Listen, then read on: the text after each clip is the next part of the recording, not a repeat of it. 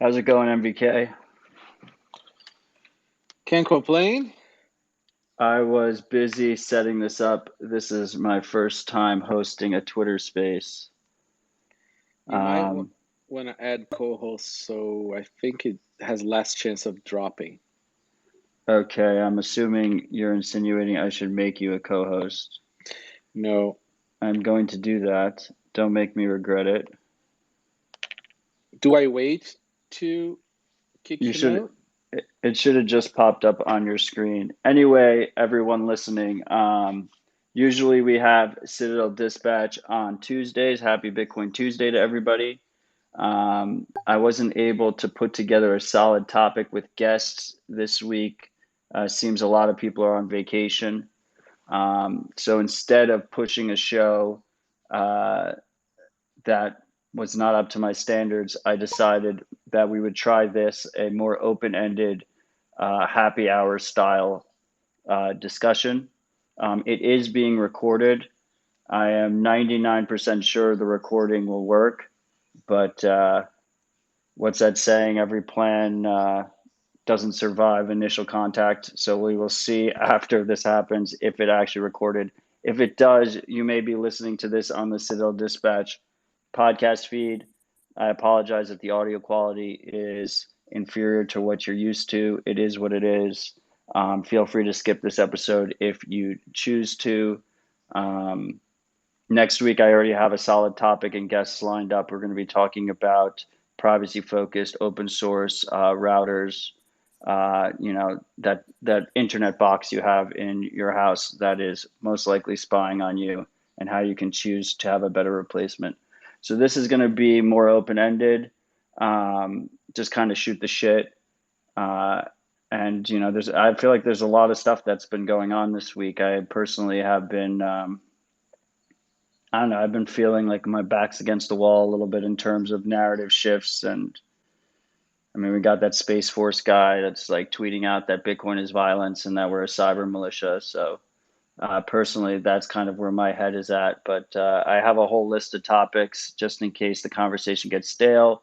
I'll be rotating people in and out on the speaker stage. Feel free to request speaker permission and I will get you up here. I sent out a tweet.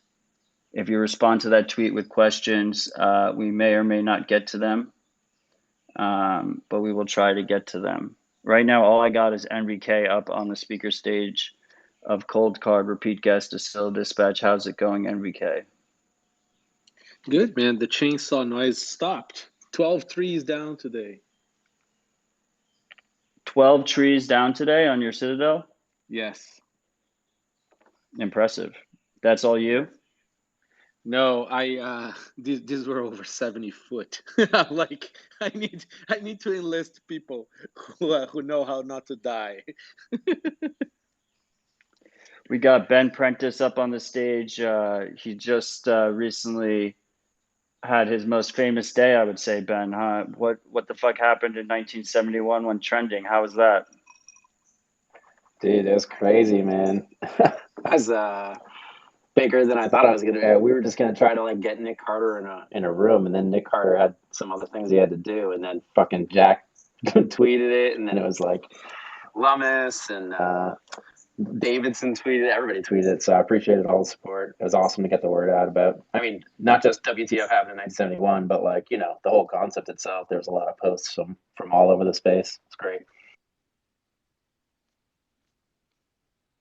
Hey, Matt, I don't know. Did you miss? We had a whole spaces. I think yesterday or the day before to discuss Bitcoin's violence. Did you join in? No, I missed that. You want to give us a synopsis? Yeah. So I don't think that guy is coming in bad faith. Uh, we had it was kind of cool because I don't know if he's allowed to or not to join because of his job.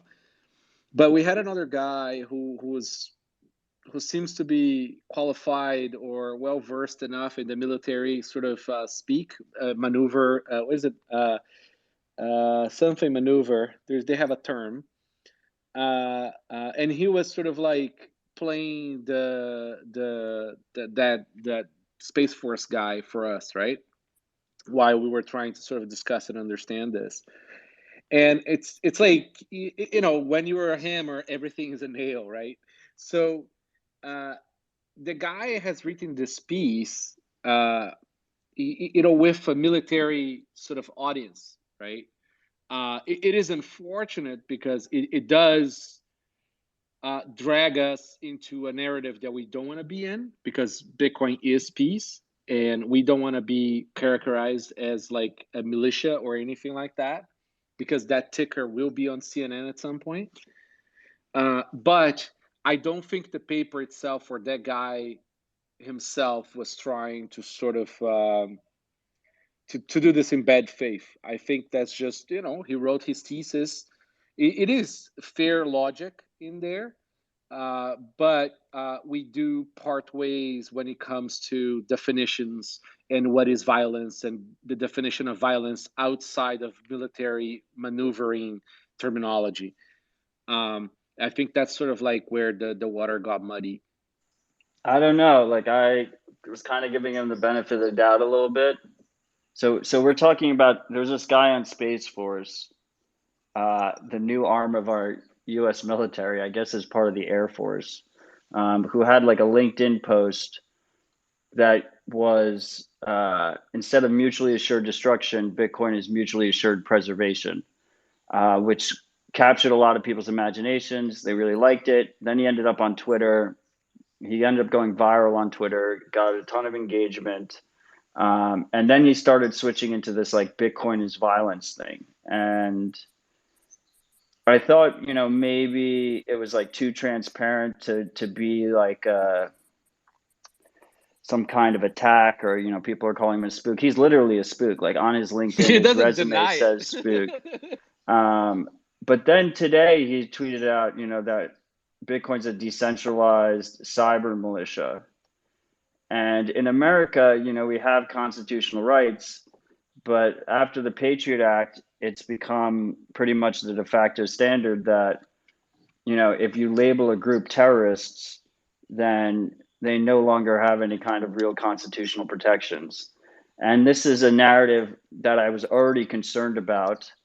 And it kind of feels like it wouldn't be surprising if his next tweet after the cyber militia stuff is like, oh, we're terrorists. And then, and then you start seeing it on CNBC and all over mainstream media and stuff.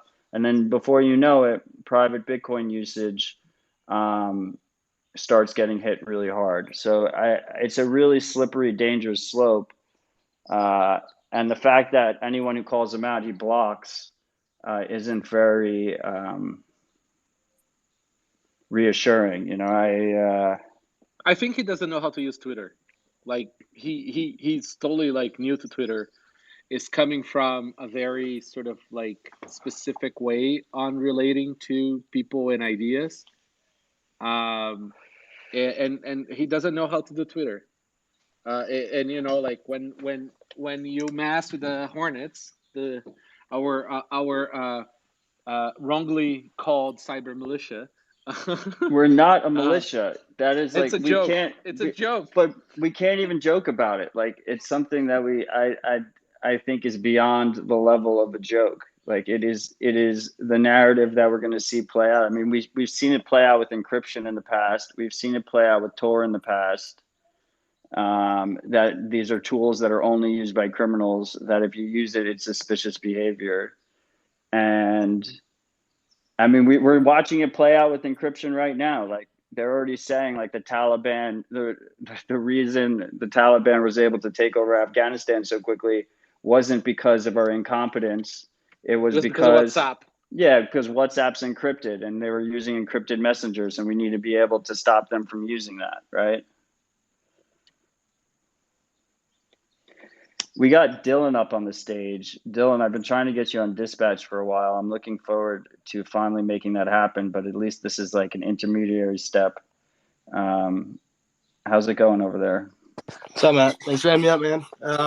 Yeah, I mean, don't have too much to add on the Space Force guy. I mean, I've kind of gone back and forth on his intentions. I think we've been talking about like Bitcoiners have been talking about like kind of like a global hash war for a while, and like the mutual preservation thing is kind of interesting. I think that has legs, but yeah, the tone of his tweets over the last couple of days has taken a weird turn. But I mean, definitely interesting to kind of see that narrative of Bitcoin as this strategic national. I don't know, just like kind of the game theory, the global hash war that we've been talking about take hold. I don't know if it's like, I don't know if I'm more on NVK side or your side, but I've been going back and forth on his intentions. So what if we pose it this way? I don't think we're gonna ever be able to avoid or shut down these conversations, right? The bigger Bitcoin gets, the more the narrative is gonna get out of our hands, right? We can't baby it. So we're gonna have to just sort of like meet them where they are. If he is, say, bad faith, right? He does have the DoD behind him, and he will find an audience that's much bigger than ours. So if we engage with him and we're able to counter his points in a way that's obvious that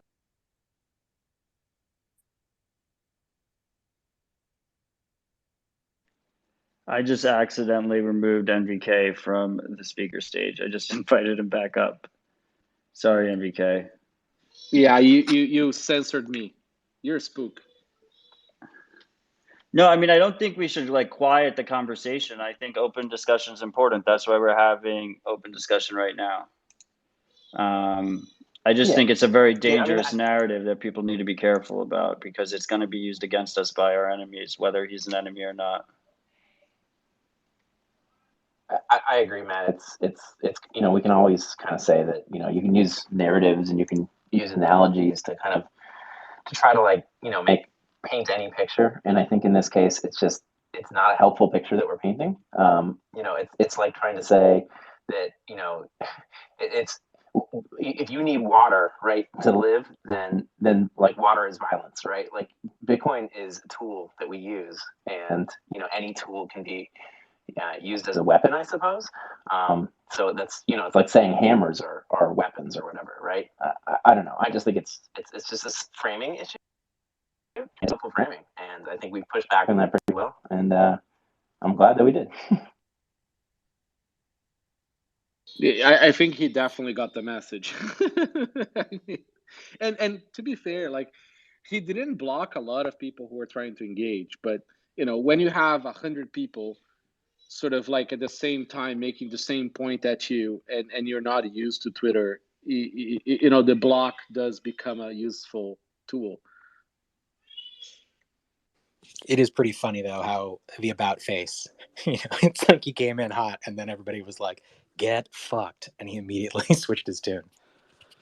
Yeah, I mean, the people are not used at like how well prepared Bitcoiners are to enter conversation. So like everybody is always underprepared when engaging with Bitcoiners, and that becomes very clear very fast.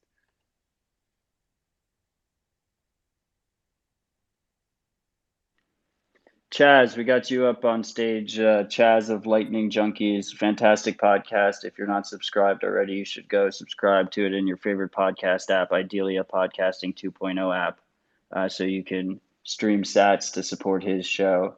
Do you have any opinion on this before we move to more positive topics? Yeah, absolutely.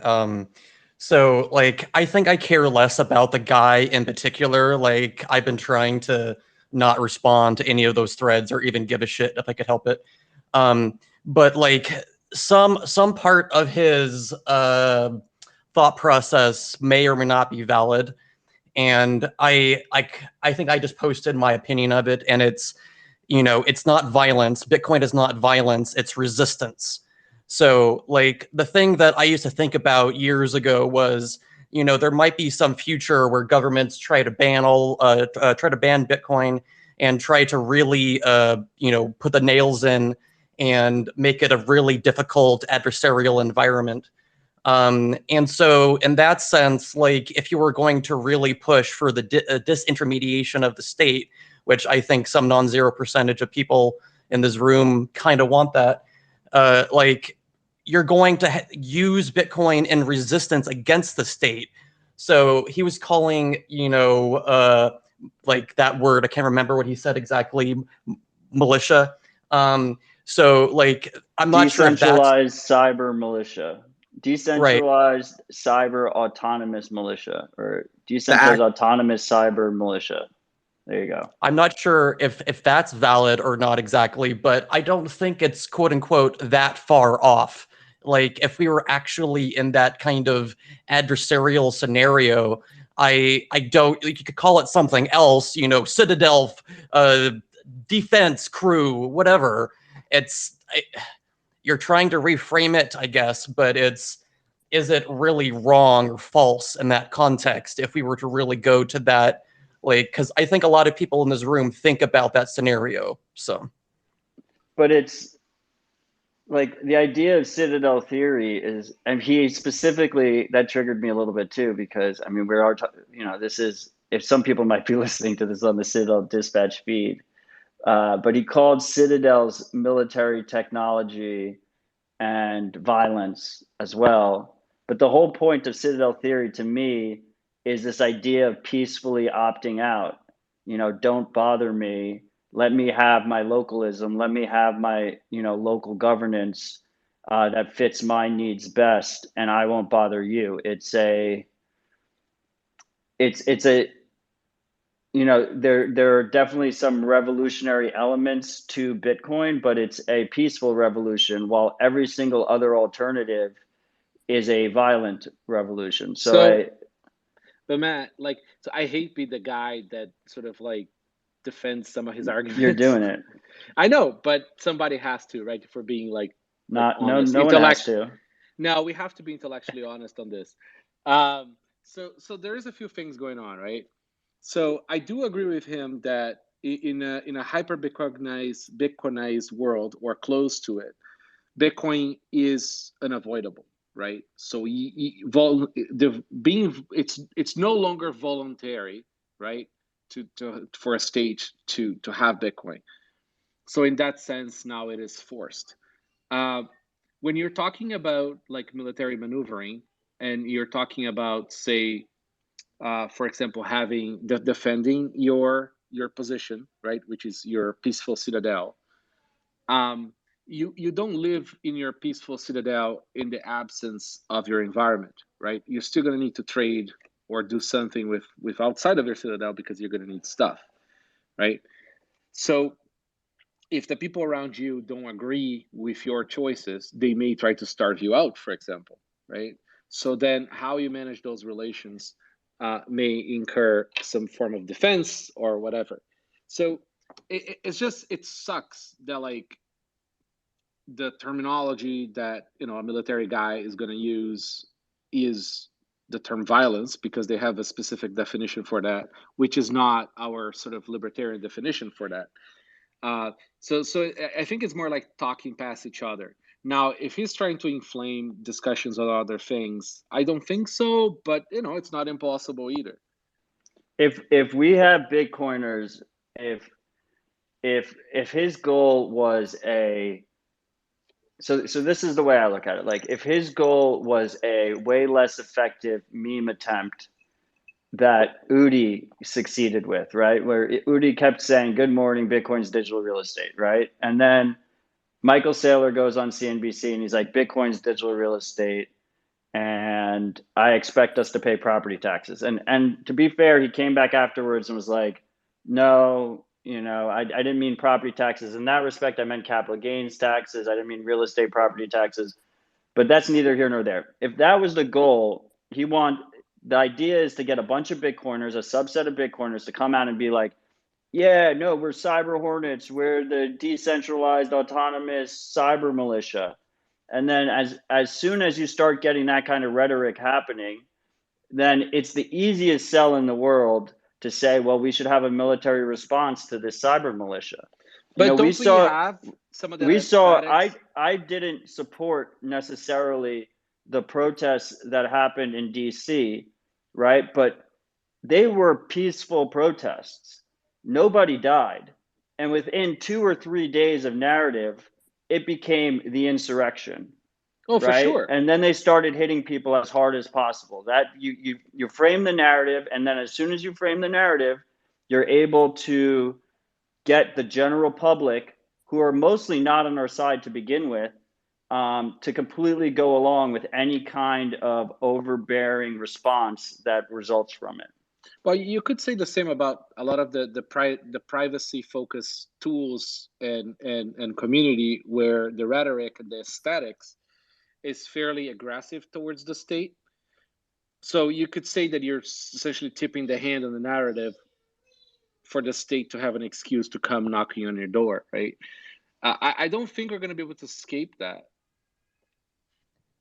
Do we have a clear picture of what Space Jason's agenda? Space Jason. Yeah, yeah.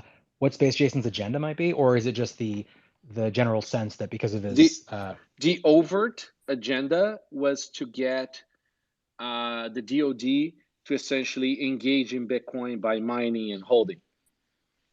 Like he stated, maybe I'm wrong, but I'm almost certain he stated that was his goal. He wrote a paper internally. He made a point so that the DoD engages with Bitcoin as a defense. It's another defense weapon. Got it. I just pulled Aaron up. Excuse me, Dieter, did you say that my freedom for privacy is a kind of violent action against the government? No, absolutely not. Like, see, like don't get frisky. No, I'm cool. I'm cool. Okay, so that's not the point.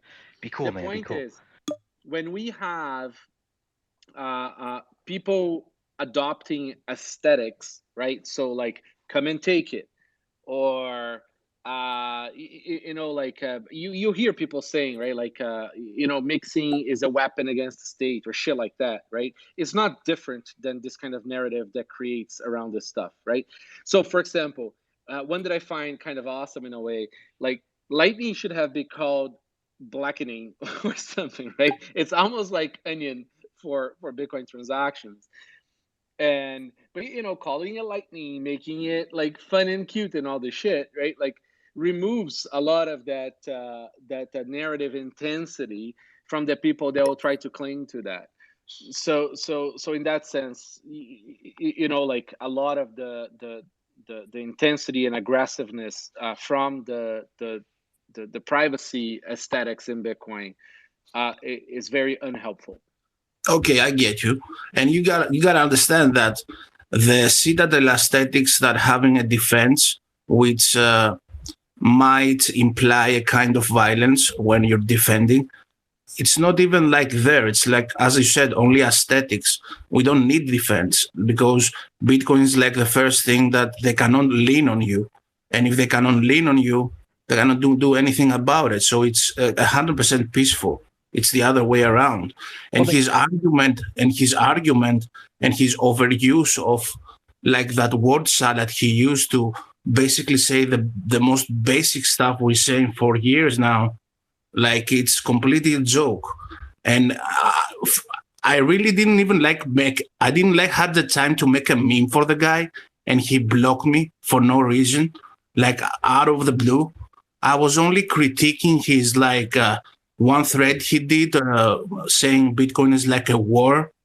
I don't know, man. Like, was there like a meeting took place and like somebody decided, let's promote this guy and let's like let's have him check out the community and like he gets back to us, like, because that's how it feels to me.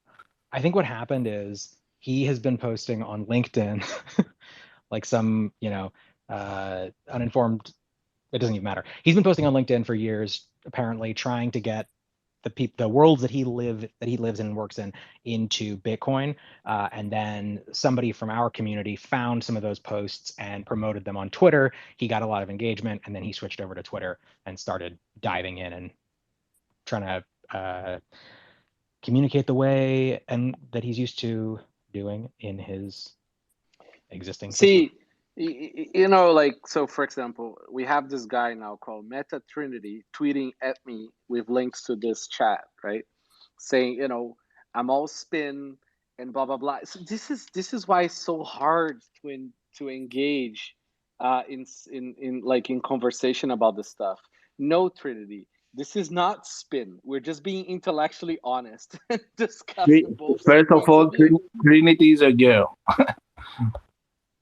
Yeah. Okay. Whoever that is. Yeah.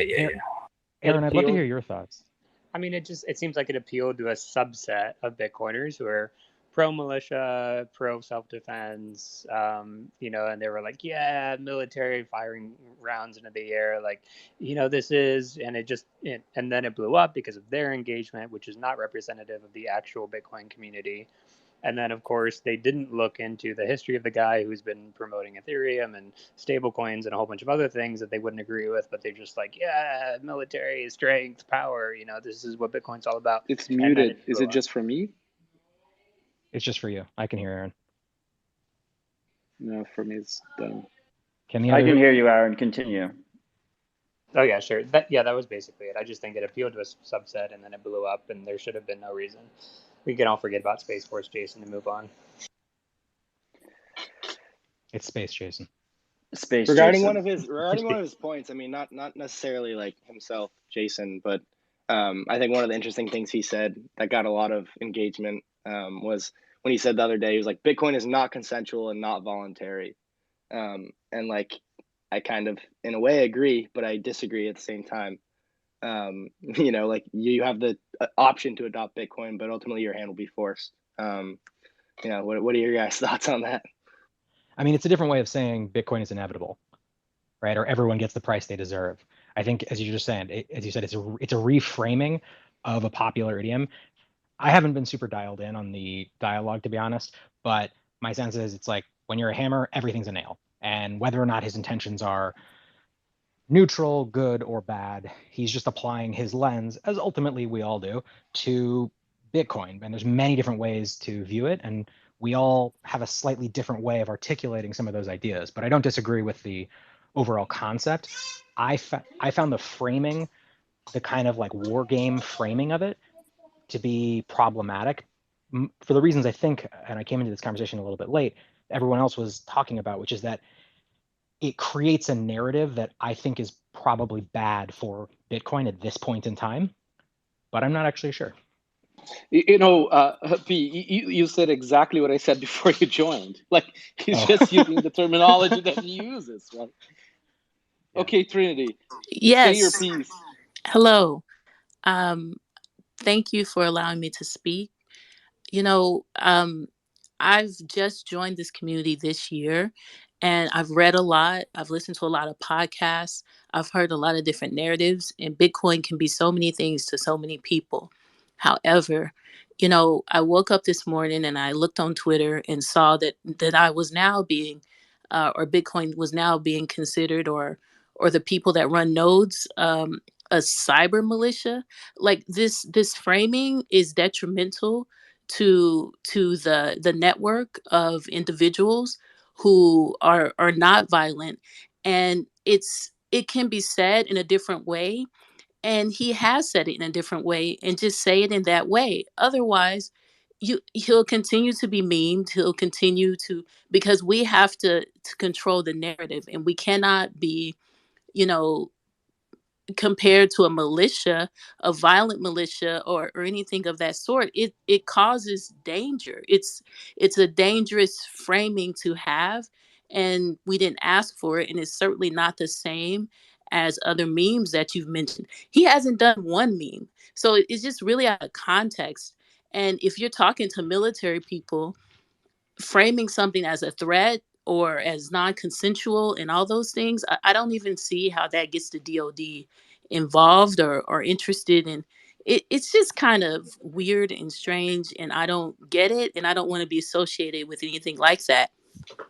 Guys, I hate to So- break it to you, but the narrative game, like, you know, we're probably in the, you know, first couple innings here of you know, That's like, right. when this whole Ponzi economy explodes, you know, like this fiat lie that we've been living in, that's you know, on the last legs, you know, like QE, zero interest rate policy, this fake HADE, when it all actually explodes or implodes, or, you know, however you want to think about it, the narrative is going to be these greedy Bitcoin hoarders caused this.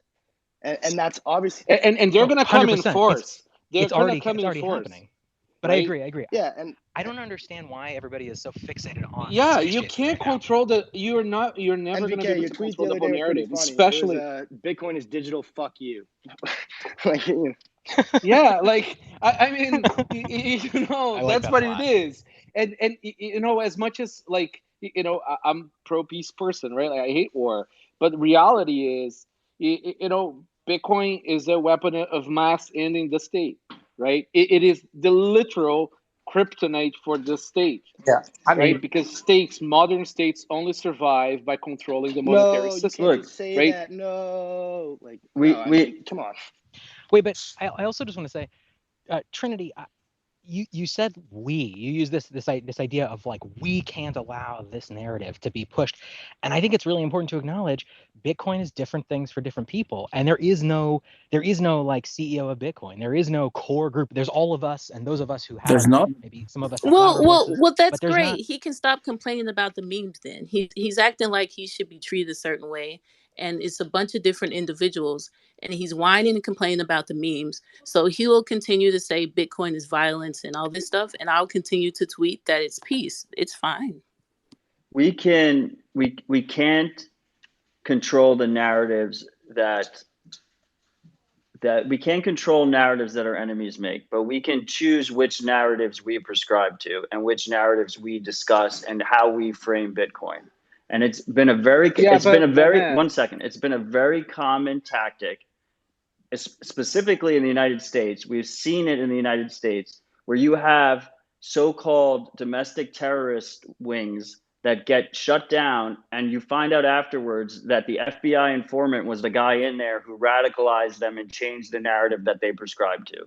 So it's absolutely important that as a community we push back against harmful narratives, regardless if we can technically control them or not.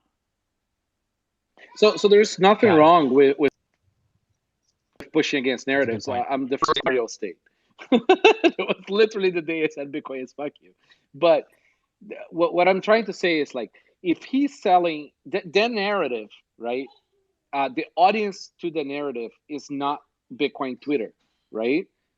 If I was a bad, evil asshole trying to create a narrative about Bitcoiners, that Bitcoiners are terrorists or whatever, I would be the narrative is the audience is the normies, right? And it's Bitcoiners are not engaging in that space, right? It's not like we're on CNN every day saying Bitcoin is peace or some shit like that, right?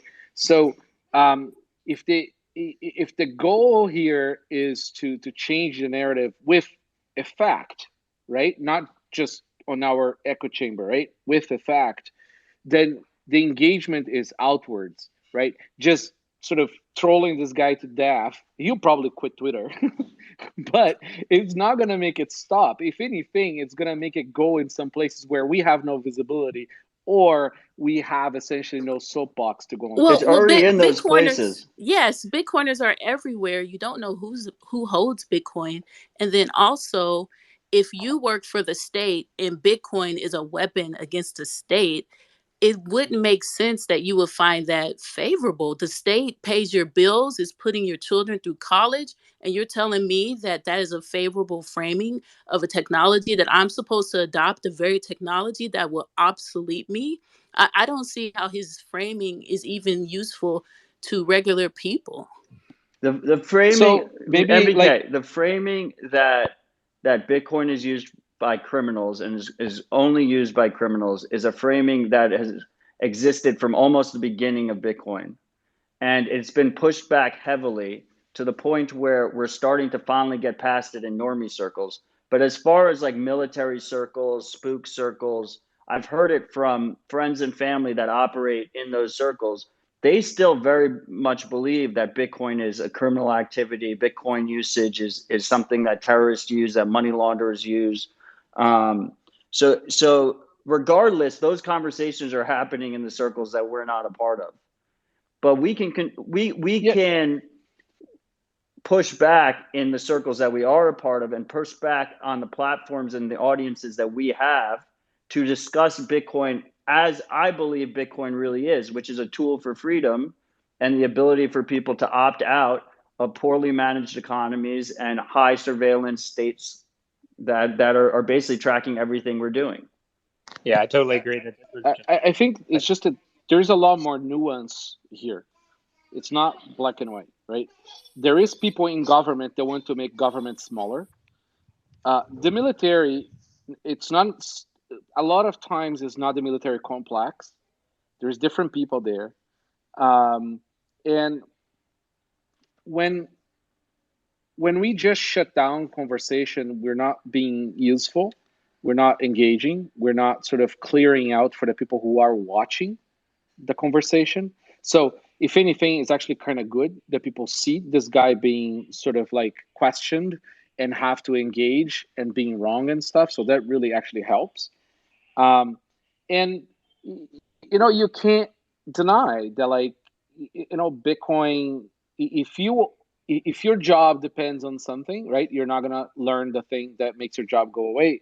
So they could actually qualify Bitcoin as the thing that ends their thing. So it's violent towards them and their means, right? It's just like I don't like black and white conversations. Like it's like it makes us all look dumb. Well, this isn't a Aaron, it black looks and like white conversation. Aaron, you were going to say something a second ago. No, I mean, this is just a minor skirmish, barely a dress rehearsal. I mean, we've seen Bitcoin be framed as a Ponzi scheme. Bitcoin is Chinese. Bitcoin is used by criminals. Bitcoin is for money launderers. Bitcoin is torching the environment. It's just going to be always another narrative. And we've seen now in the buyer bill, the amount of framing of Bitcoin as, Satoshi's private money, as a wildcat banking system, as anonymity enhanced currencies that need to be curtailed. It's always going to be some narrative thrown at describing the industry in a way that favors the powerful, the incumbents. And so, there's an opportunity for Bitcoiners, if anyone wants to, kind of come up with a frame that's much more positive. I mean, we've seen, Dorsey try this. Bitcoin is world peace. We've seen the have fun staying poor meme circulate widely. People don't quite understand that. There's an opportunity to frame it in the way that a Bitcoiner wants to frame it, rather than kind of going on the defensive always. I'm not sure what that frame is, but I think there's an opportunity out there for Bitcoin to come up with the way that it actually should be understood. Digital gold worked for a while, but it's not quite there. Real estate obviously was a catastrophe. There's something out there that someone needs to come up with if they'd like to. Well said. Digital real estate was a catastrophe. Aaron, I think you wrapped up that subject pretty well. I think, we've spent the last half an hour talking about Space Jason. It's probably best to move on to another topic. We recently had BTC Pay Server release this new crowdfunding campaign to provide dental care to poor Salvadorians. BitcoinSmiles.org. I don't know if there's much to discuss there, but if you're listening to this and you have some extra sats, you should consider donating. I've got an idea for a new topic. Hit us. So earlier this morning, NVK put out a tweet, I think he just left, talking about foreseeing a major supply chain issue coming down the pike again. I was wondering if we could discuss what are some potential ways to prepare for something like that, and sort of defend yourself from any issues that might come up in your own life. Ooh, that's a great topic.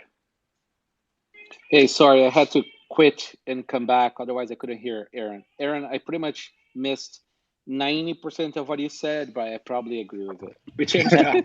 No worries. NVK, we've moved on to supply chain issues, and we have Nick Ward on the speaker stage. I think it's the first words he said, but I love Nick. He's a good friend, and he wants to talk about supply chain issues and how we can prepare for potential issues there.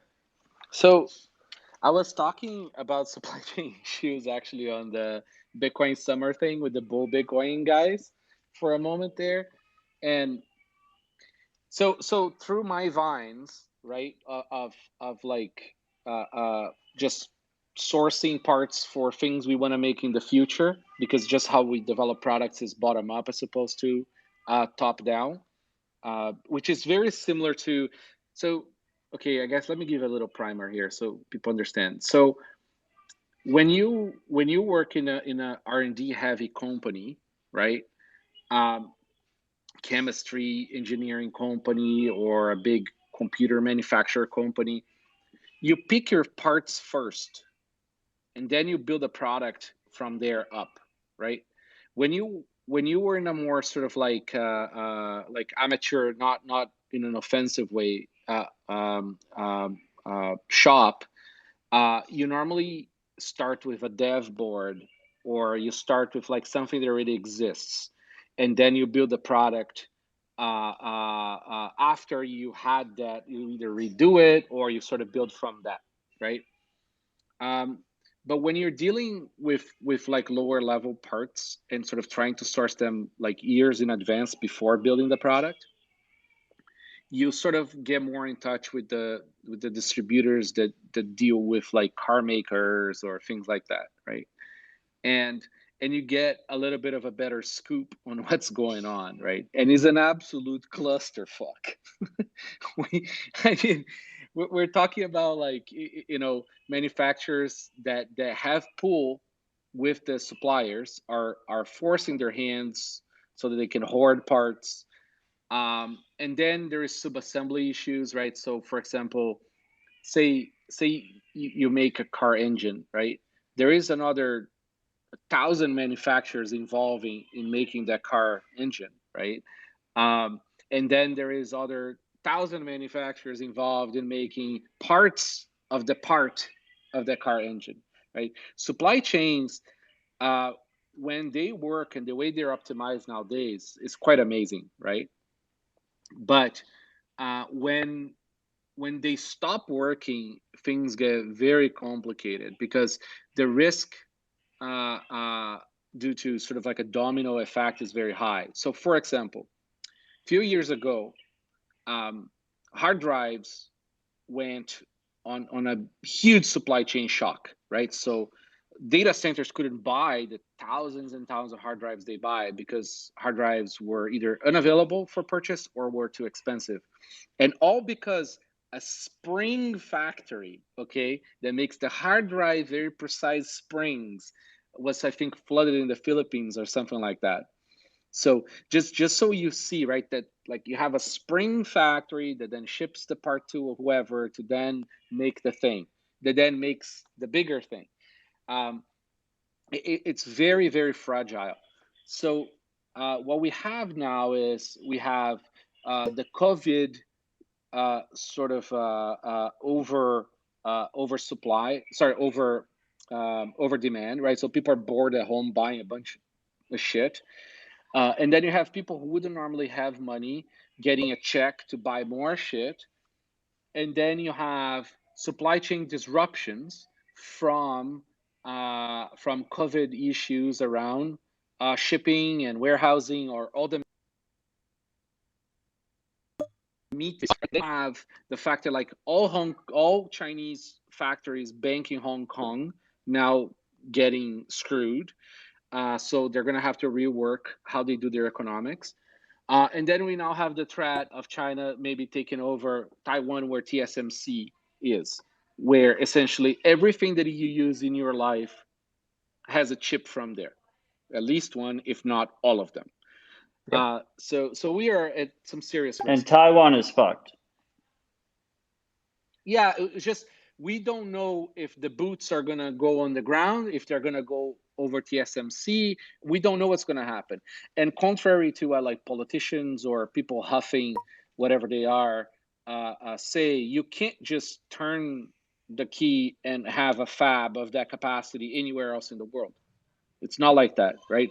This is NVK, I think you agree with Matt, though, that Taiwan is ultimately fucked, right? Like China is going to do something. Oh, yeah. Yeah, it's happening. We know that. But the thing is, it's not in their interest that, as I see, right?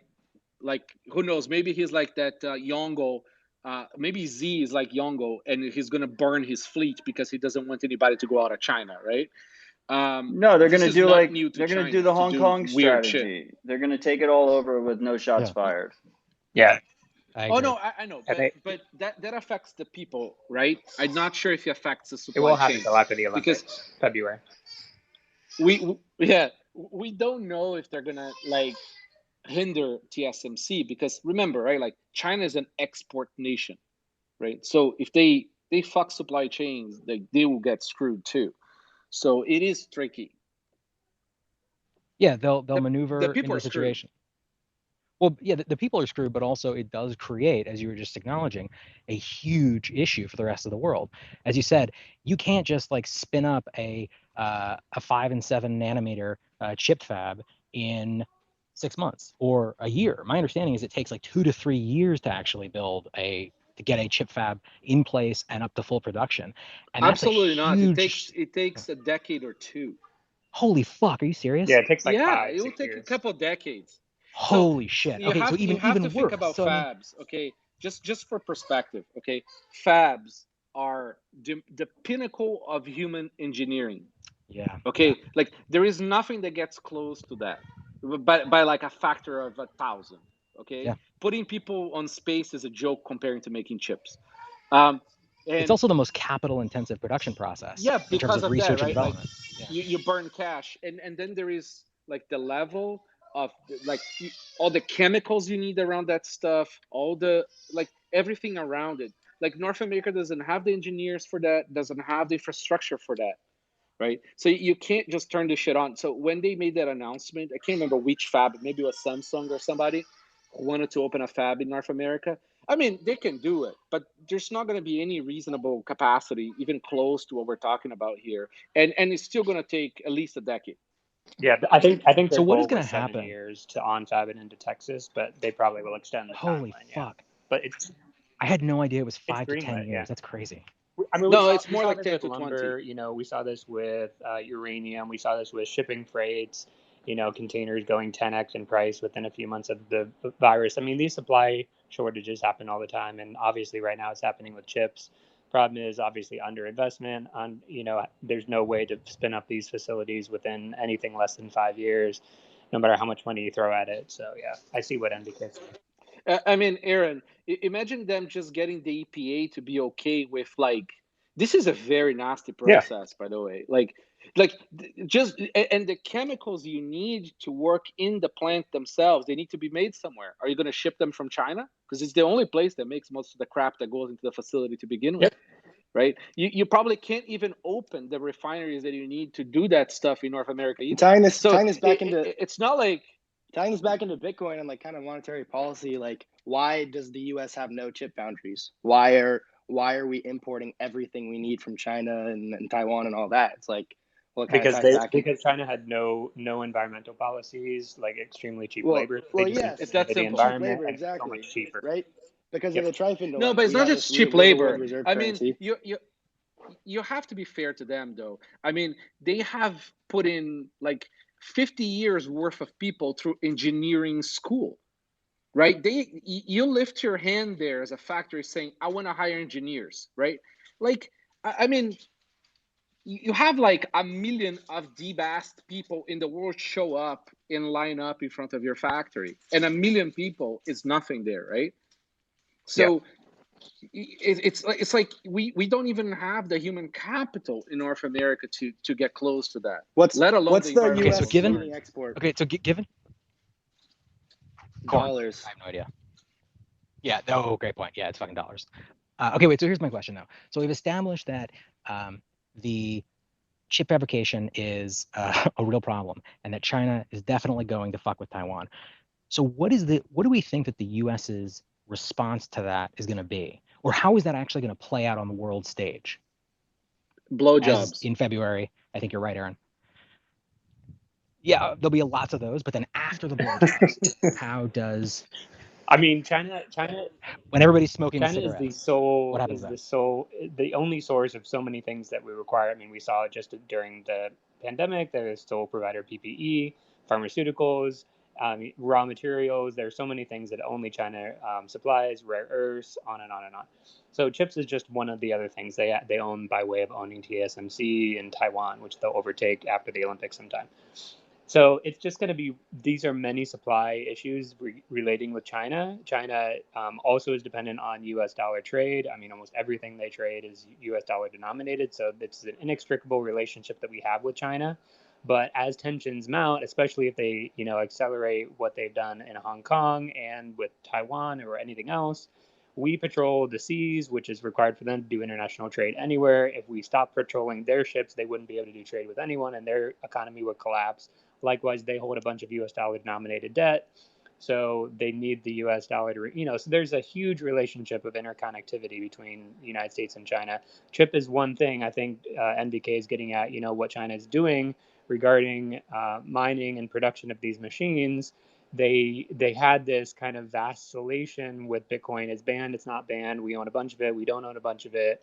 Now they took this crackdown in preparation for their CBDC launch in February, which is their main focus, because they've kind of extracted all the money that they wanted to extract from Bitcoin, and now they want to go on to renminbi promotion with the CBDC. So they're going to promote that, but then they ban Bitcoin in advance of that to make sure that everyone who's left is a cooperating miner, exporting their machines abroad, 15% of which went to North America, most of which was just shuffled around within China, but a little bit went to Kazakhstan, Kyrgyzstan, the various other, stands.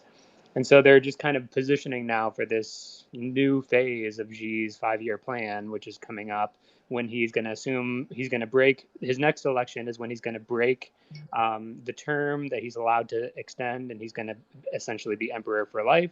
And then he's going to launch on his next 5-year plan, which is going to be Digital Belt and Road, CBDC, Taiwan, Hong Kong, and whatever else he's going to throw into the 5-year plan. And Aaron, so that's all just crap. what's kind of funny is that their original plan was to do all this with gold, but that didn't work out. These guys have been buying all the gold alongside, right? Like, I mean, they were piling up Russia. the gold, and then it was a flop.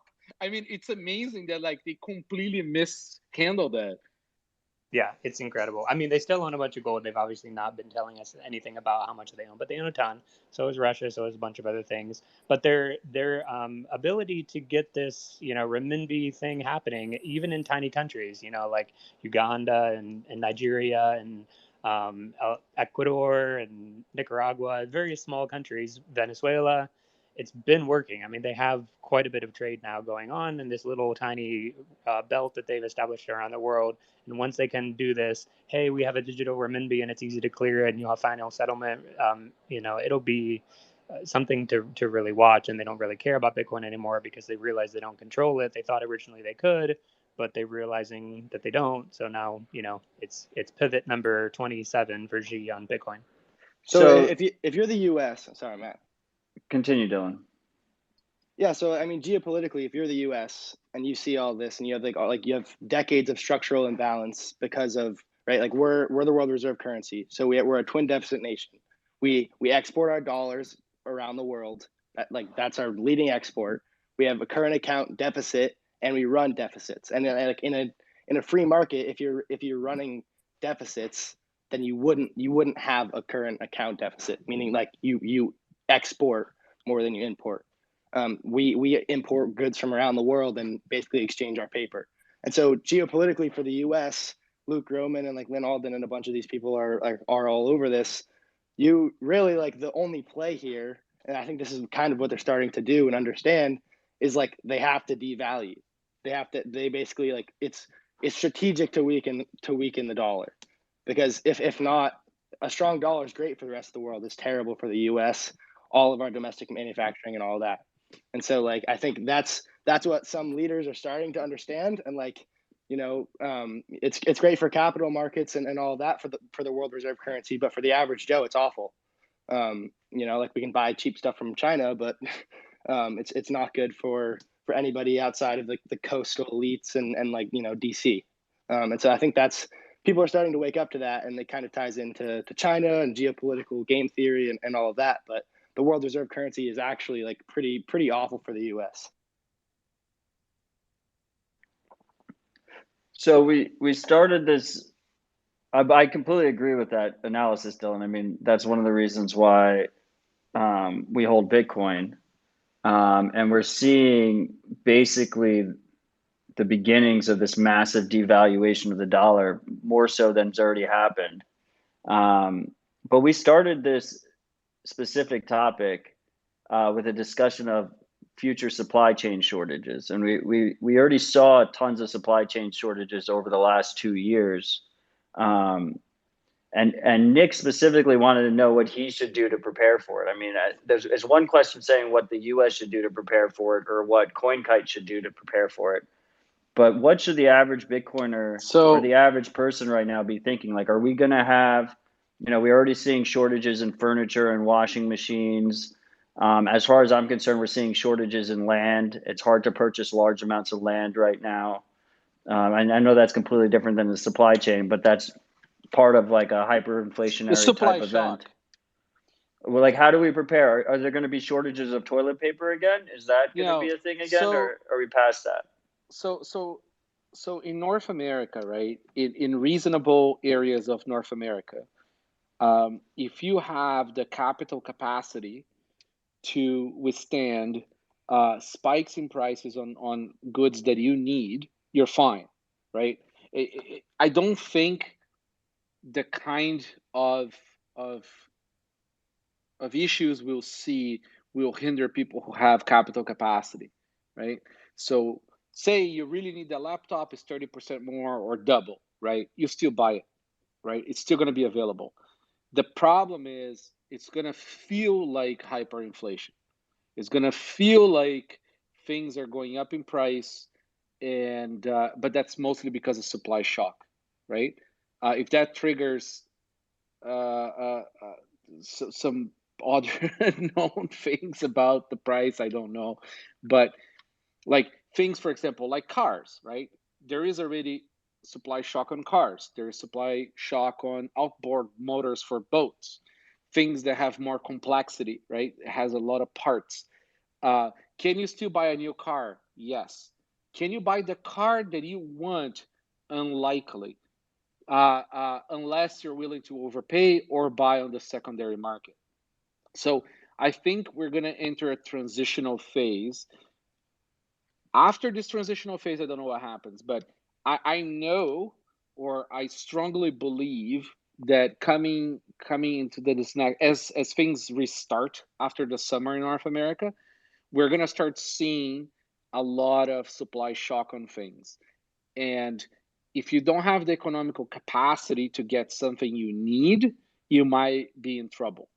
So I wouldn't go out there and start like getting a warehouse and filling up with crap, especially toilet paper, because I don't think that that's a concern. I think you should be more concerned about amassing capital that is not devaluating, right? So like Bitcoin, so that you can then pay for things that you need at a higher price. Yeah, it's very difficult as a consumer or even as a business owner to know these supply shock issues too far in advance. I mean, you can see them maybe 3-6 months out, but beyond that, it's really difficult, which is getting back to the core, value proposition of Bitcoin, which is that no matter what happens in the world, you have this preservation of your purchasing power so that you can, in whatever unforeseen event, be able to buy what you need to buy. And I think Bitcoin continues to prove that over time. But regarding chips, I think chips are going to remain an issue, but I can also see it becoming something else. I mean, a few months ago it was lumber, a few months before that it was shipping, a few months before that it was whatever. It's going to be something. So you have to have a plan in place for paying much higher prices for what you would have otherwise purchased in 6 months from now, because depending on what happens with China, depending on what happens with Taiwan, things could become extremely expensive very, very quickly. If you live in a developing nation, if you live in a developing nation, it's essentially business as usual. Like you're just gonna deal with unknown factors and move on, right? The problem really is that we got too cozy in North America or developed world, really, and we don't manage supply chains anymore. Hospitals only had a week's supply of PPE, right, pre-COVID. So it's just we're gonna have to adapt with like having a little bit more mindfulness on the stuff that we need and prep for that. Yeah, this global sat shortage is going to be something to behold. Let me tell you. You better hoard them now. Sat squeeze. Nick. Oh, did we lose Nick? We lost Nick. I hope he considers his question answered. I mean, I'm pretty concerned about it myself. I mean, I think on the Bitcoin side of things, we can only expect ASIC costs to go up in terms of Bitcoin mining. So if you are trying to secure Bitcoin mining hardware, probably sooner rather than later, right? You want to go down that path? Talk about like Bitcoin mining and ASICs and all that. I mean, what are the supply chains looking like for that?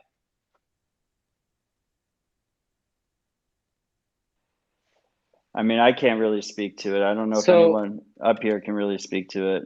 I can't speak to mining ASICs like specifically, but they are bottom of the line for fabs. That I can tell you. Like the ASIC market, it's still like very tiny, and it's not priority for fabs. So either price goes up, and they can overpay the fabs, but then again, right? Like car makers are buying tens of millions of chips, right, from a fab. So it's going to be very hard, at least for the next few years. Maybe in a couple. Say Bitcoin crosses 250, 500,000. It changes the dynamic, right? Because now Bitcoiners get priority on the stuff that they need because it pays so much. When I think about ASICs, my monkey brain basically thinks of it as probably the only thing that's more scarce than Bitcoin right now. Surprisingly, they're very simple chips. Like we're still like the ASICs today are still like very non-advanced things. But that's not my point. My point is just in terms of acquiring them. I think it only gets more difficult from here, at least in the next year or 2 years. So like the more short term. I think I'm just going to pat myself on the back a little bit. If you look at the home mining Citadel Dispatch episode we did, I think it was Citadel Dispatch 32. If you haven't listened to it yet, you should. I'm pretty sure that was like right at the bottom. And I think that could be like a 2-year bottom, 3-year bottom in terms of, oh no, it wasn't 32. Maybe it was 31. 31, CD 31. And I think it only goes up from here. So if you still want to home mine, which I think everyone should at least get their hands dirty and try it, if not with just a cheap S9 to get started, you're going to want to do that sooner rather than later. I think if you hold off, you're just going to probably regret holding off. There is a ton of used mining hardware on Alibaba right now. So like, I can't remember which generation, but it's like, I remember looking at it a month ago and was stuff that was still useful. So if you want to hobby mine, there is stuff out there for like $1,500 a rig. The problem is like when you're getting used, you have to be very careful. There's definitely a lot of scams out there. There's definitely a lot of people that'll send you bad hardware. I think it's easier to work with at least people that have relatively good reputation in the space. I know Mine Farm Buy has very good reputation. He's on Twitter. If you DM him, he's very helpful. In that Dispatch CD31, we talked about other avenues that you could do. I think Kaboom Racks was one that Ronan Miner recommended. But yeah, if you're interested in home mining, go check that episode. We have the legend himself, Greg Zaj, on the speaker stage. He hasn't said anything. How are you doing, Greg? You have a specific topic you want to discuss while you're up here? No, I'm up here purely by accident. I joined and hit OK and it brought me in as a speaker request. So feel free to kick me down. I got you. Fuck you, Greg. I Fuck you. invited the whole meme team up, but the only one who came up was Yellow and then you. So Yeah. thank you That's it, for man. pressing the OK button. I'm worried about supply chain shit coming up. I wish you guys would talk a little bit more about what shortages you see coming up on the home front.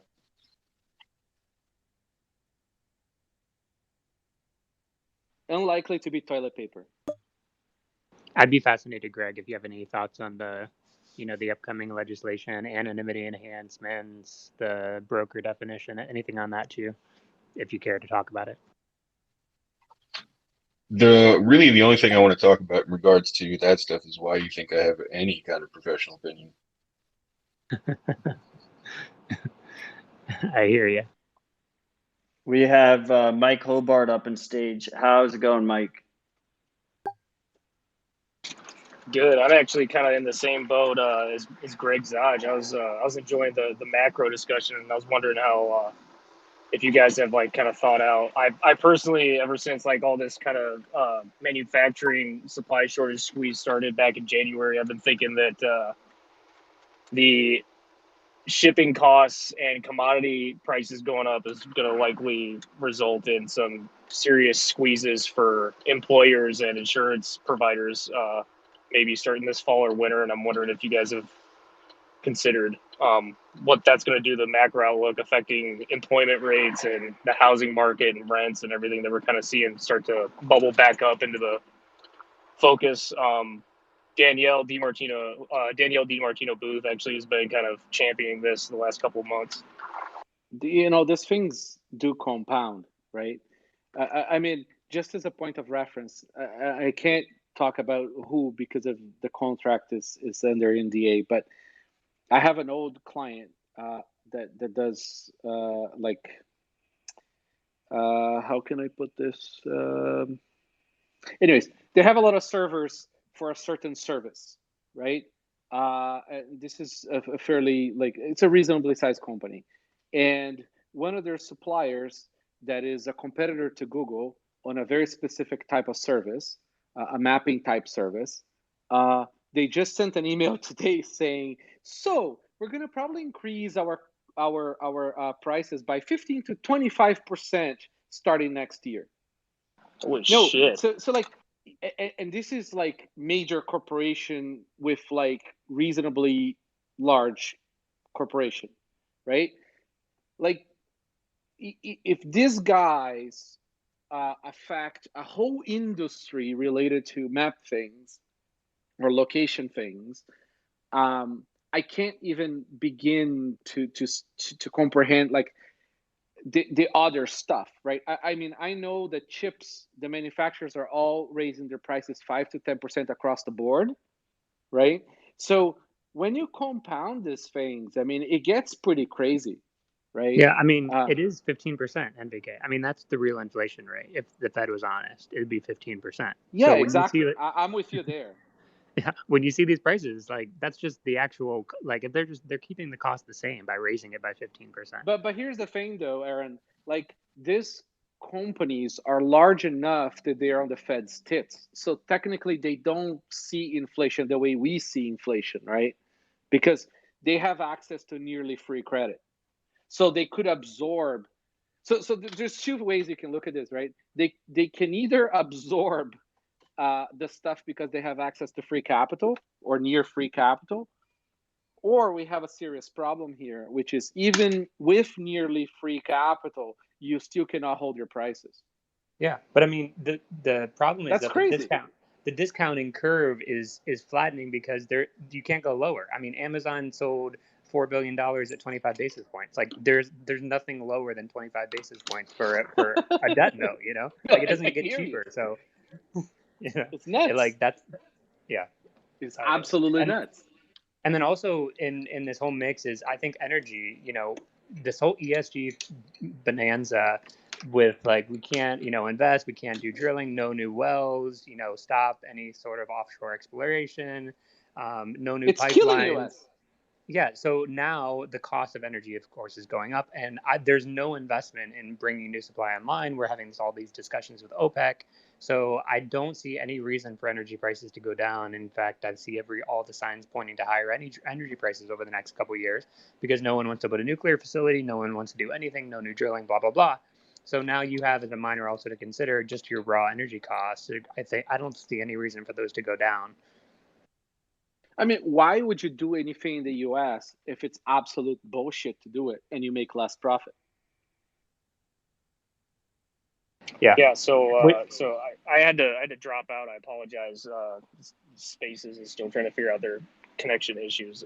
So I literally I don't understand how that's it. Thank you. I don't understand how any like you could put all these pieces together like you guys have, even while I lagged out, and then like how does it not squeeze employers to where employment and housing becomes a massive issue in America, and then obviously Mike, those issues bleed out into. So I think you hit something nice there that I figured it was worth sort of talking about. So one way shareholders are going to find their continued expected returns, right, is by not going back to an office, right? So businesses have found an ungodly amount of cash that was being wasted in putting people that don't produce anything in an office doing anything, right? So I mean, aside from essentially, but they're also taking the cost of lower productivity. I mean, let's be honest. Like people. No, for sure they are. But the ratio is key, right? So if they are not innovating, right? So if they're not creating new products or anything, they're just pressing the print button on existing stuff, right? They can find that same productivity in regards to cost. Sorry, in regards to profit ratios, right? So they're able to still make great profit with the old stuff and just maintaining support for the old stuff. What we might stop seeing is new stuff. Yeah, exactly. There's going to be zero R&D, zero creativity because everyone just wants to work 20 hours and collect 40-hour paychecks.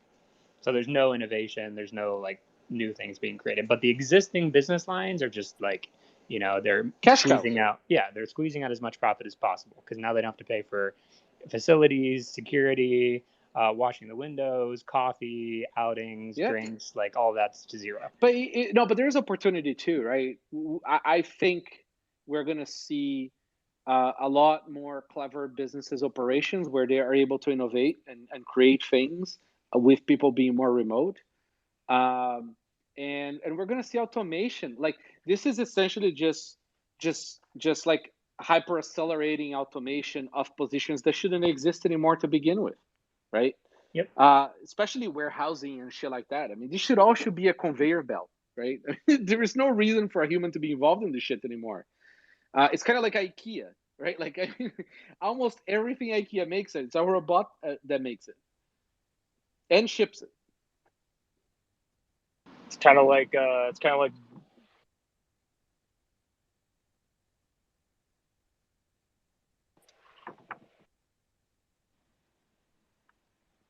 I cannot hear him. Okay. Yeah, sorry, I thought I was it out. It's kind of like Bitcoin in the financial system, like automating all that shit. Like, but yeah, I mean, you could say that about DeFi, right? In a way, DeFi just transferred the gambling from people sitting in a desk on Wall Street to people now just fully gambling on some stupid JavaScript script on Ethereum, right? I mean, it just moved on to the next thing that involves even less people.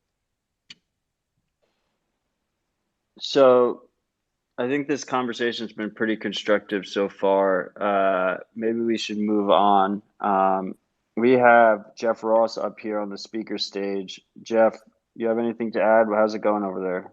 Yeah, hey Matt, thanks for having me up. Dylan pulled me up right before he left, but I guess my 2 cents would be on what we've been talking about is everything we're all describing with these supply chain issues and our lackluster economy and lack of innovation. This is the beginning pains of stagflation, and I think that this decade is going to be basically an entire decade of stagflation. And what that means is the economy just doesn't grow. It's just way over indebted and stuck in supply chain issues, but inflation will remain high and or it will accelerate kind of throughout this decade. And so that's pretty ugly. The last time we had something like this was back in the 70s. And, most of us are too young to remember that, but that was a pretty ugly decade and a pretty volatile, tumultuous decade as well. So I see kind of the same thing happening this time around as well. If we didn't have Bitcoin, I would be really stressed out about it. But because of Bitcoin, that's kind of our escape valve. Companies are going to have a rough decade. Bonds are going to have a rough decade. Hard assets should do well from an investment standpoint. That'd be my 2 cents to what we've been talking about. What do you expect? What do you expect to happen? Like publicly traded companies, like equities, stocks. I think they're going to have a really bad decade. So they're kind of volatile right now. The Fed is still trying to squeeze another drop or two out of them of artificial gains, basically. But valuations are so obnoxiously overstretched right now. But what else do you buy? What else do you buy? So I disagree with Jeff. Yeah. What else do you buy, Jeff? So like I said earlier, so you buy Bitcoin, you buy hard assets. Of course, but yeah. So hard assets. We're still on Bitcoin. Okay, right. Can I finish? So Bitcoin, hard assets, commodities should do very well. Gold actually may hang in there a little bit. Stocks in general are not going to do well. Bonds in general will not do well. Just basically pro-inflationary type investments should do well over the decade. So, but you could say that there'll be, aside from Bitcoin, there'll be very few things to buy. And a lot of these companies are going to be able to milk. They're going to kill R&D, right, to save. They're going to kill expensive real estate because now they have an excuse to lay everybody off, saying we can go back to an office because of COVID. And those are essentially the two biggest costs that are not immediate return, right? And then they're going to just milk the current production lines, the current product lines for the next decade, which may make them actually fairly profitable, but not really contribute anything to the future. I mean, if they last after that, that's a different problem. But at least in the immediate future, I think they'll actually become even more profitable. Exactly. So some companies that are able to do that, they will milk it out, as you're saying, but it's at the expense of future progress. And so this is going to be kind of an ugly decade where things get kind of increasingly dilapidated, where it just kind of blows to be, in the country because innovation will be lacking, except in certain specific areas. So it's just going to be a tough time. And this is what happens in these huge transitions period. I think what we're doing is transitioning from the analog age to the digital age, and from, human workers to automation. And that's ugly. In the future, we'll look back and be like, oh yeah, this is when we transitioned, kind of like how we transitioned from the horse and carriage to the automobile. But it's not without its ugliness, and it's going to be frustrating for a lot of people, and it's going to be hard for most investors, especially most typical, like, older Vanguard investors who have the 60-40 portfolios of stocks and bonds. They're going to get absolutely wrecked this decade. So I disagree on a few things. I think bonds, I agree on the bonds because they are priced to perfection. There's nothing else to do there.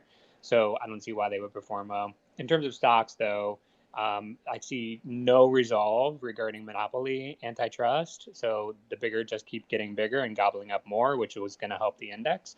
Two is the Fed is thinking about tapering, but it's not going to happen, and it's not going to happen to any extent that's going to be significant, which means the cost of capital is going to remain at the floor, which means companies that are especially large and have access to 25 basis point credit will continue to max that out and buy back their own shares and consolidate and merge to drive their stock price higher.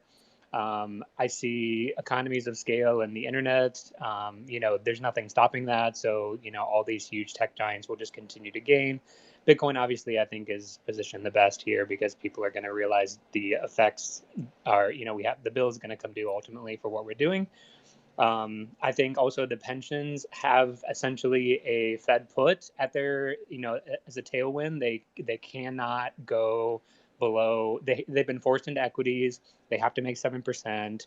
It's the old people and the veterans and the teachers and the firefighters who would need bailed out. So the Fed is going to make sure that the stock portfolio of all these pension funds does well.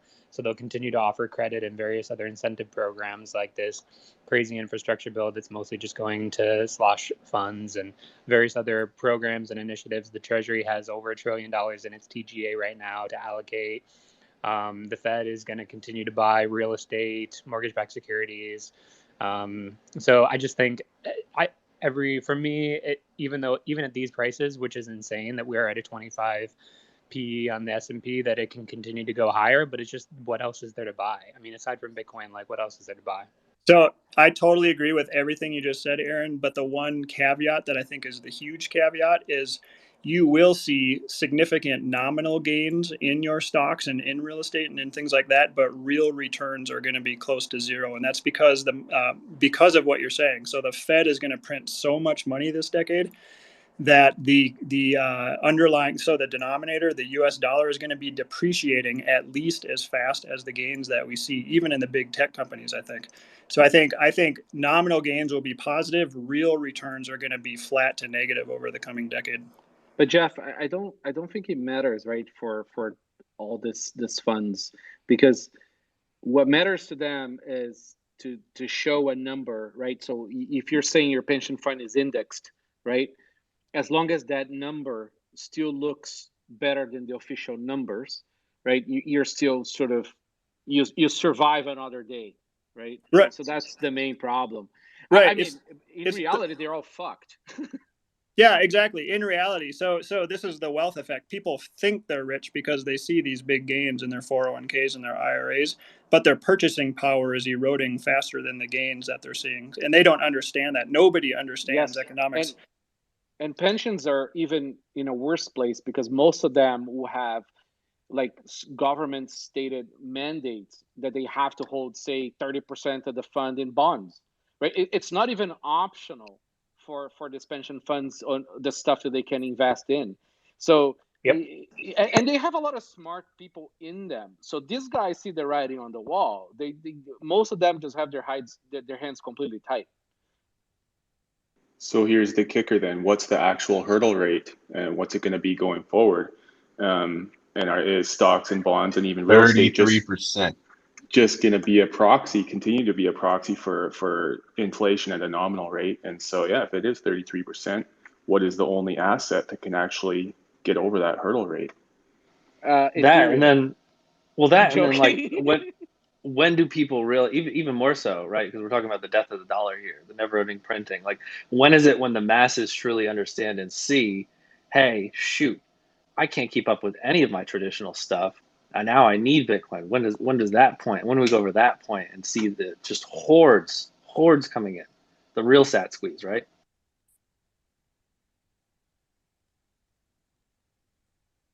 Yeah, I mean, there is no way out. We've reached the point of no return pretty much 20 years ago, right?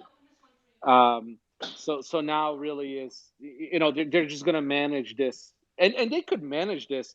So if we don't have some black swan that completely obliterates some major Western government, mainly the US, these guys can keep on going with this stuff for another 20, 50 years. It's not impossible. It really isn't. I think a lot of people also, if you're in the United States, you're thinking, well, obviously the US dollar is trash, but if you're in other countries, it's much more acute and it's easy to see. Like, you can literally opt out and you see your, the value appreciate like 30% in a year, 50% in a year, whatever, or even, triple digits. But when you're in the United States, you see the same effect, but because we're so large, you can't comprehend the amount of inflows that will come first from all of these other countries with other fiats that are far, far inferior. Aaron, first come to the dollar, and then go ahead. Yeah, all other countries, including the euro, is mostly the dollar. Dollarized. Everybody's dollarized. There is this fallacy that people think. So U.S. is the last to fall. Yeah, this is what people don't understand. Yeah, timing. It really is. Like, I mean, like, everybody goes down first. So how that plays out, it's beyond me. I mean, because, like, what are you going to just like recapture America or something? Like, how do you handle the fact that you are essentially the first to fall, right? That's true, especially for Europe. Yeah, it's so large. I mean, over 70% of global trade denominated in dollars. It's extraordinarily large. So it's not like there's some sort of imminent collapse. It's just going to be a cascade. And the first dominoes to fall are the smallest countries. So we've already seen this, like with opting out in Turkey, opting out in very small countries, and then it goes on. But the timeline is much longer than I think a lot of people understand. So if that's the case, though, right, and everything is traded at such a high percentage in dollars on the maybe not on the front end, but on the back end, does it make it easier for the Fed and the U.S. to just rug the current dollar system and sub it for the CBDC version they've been talking about? Like, do you guys see that as a immediate possibility? The CBDC. They can just keep on going as is. This is great for them, right? They keep on getting reelected. Nobody is in civil war. And as we say in Canada, Bob is your uncle. Just continue going as you are. You're surviving it. They literally got over 2008 without a scuff, politically speaking. The Fed dollar is only as a response. It's not like they care about it. We already have the dominant position. Like, we don't need more than 70% or 80% or whatever share of global trade that we have. It's fine. And we'd actually rather to devalue our currency, and it's very difficult to do that. Like, the more devaluation, the better. But the response is just that, okay, well, China's doing it and the euro is doing it, so we have to do it. Obviously, we'll do it after them and crush them. But we just have to be prepared for that. So let's get our, the prep work done so that we're ready to go once that launches. So that people realize, as always, that they can't compete with the U.S. dollar. If they try to, we will smash them. That's pretty much the role of the Fed dollar. It's not actually going to do anything. It's just going to be a response to the international community trying to supplant even a little bit of our denomination and just saying, no, you actually can't because we can do it better. Okay, so then maybe not in terms. Can. So maybe not in terms of like the monetary policy as much as like, well, I firmly believe that there's a plan to, put some type of control grid in place when it comes to buying and selling and how we can do such things. And I know that Bitcoin will allow us to circumvent that a lot, but I don't think that that's too far fetched to say, hey, maybe they will move forward on this just for the sake of trying to control those who are, unvaccinated or don't comply or this, that, the other thing. But they don't need CBDC to do that. They're already doing that with the existing industry. They put out the buyer bill saying, hey, any anonymity enhanced currency, no matter what it is, no matter what name it is, if you're a financial institution, you're not allowed to recommend it. You're not allowed to talk about it. You're not allowed to allow any of your clients to use it. This is already proposed. It's in draft language going to the floor of our Congress to debate these, total prohibitions regarding anonymity, no mixers, no coin joins, blah, blah, blah. I mean, it's crazy. So they don't even need the CBDC to introduce these controls. Got it. Okay. That stuff is even less useful than, say, the Bank Secrecy Act, right? Because, see, when you have legislation like that, that is very specific and is very clear, right? You give people a way around it because we'll come out with ways around it. The issue really is stuff like the Bank Secrecy Act because it's selective enforcement, right? So you don't know, and it's written there, they're not even allowed to tell you why they're doing what they're doing. And that's why they're being so successful as preventing like porn people, the pot people, or whatever undesirable industry from banking, right? So I'm actually less concerned about this new bill or however you want to do it, as long as they make it so it's clear, than I am about the other stuff that they're going to keep on adding and nobody's going to fight because you can't even fight. Yeah, this is private rulemaking. Literally in the bill, it says the Secretary of the Treasury has the authority to define the terms of the rulemaking.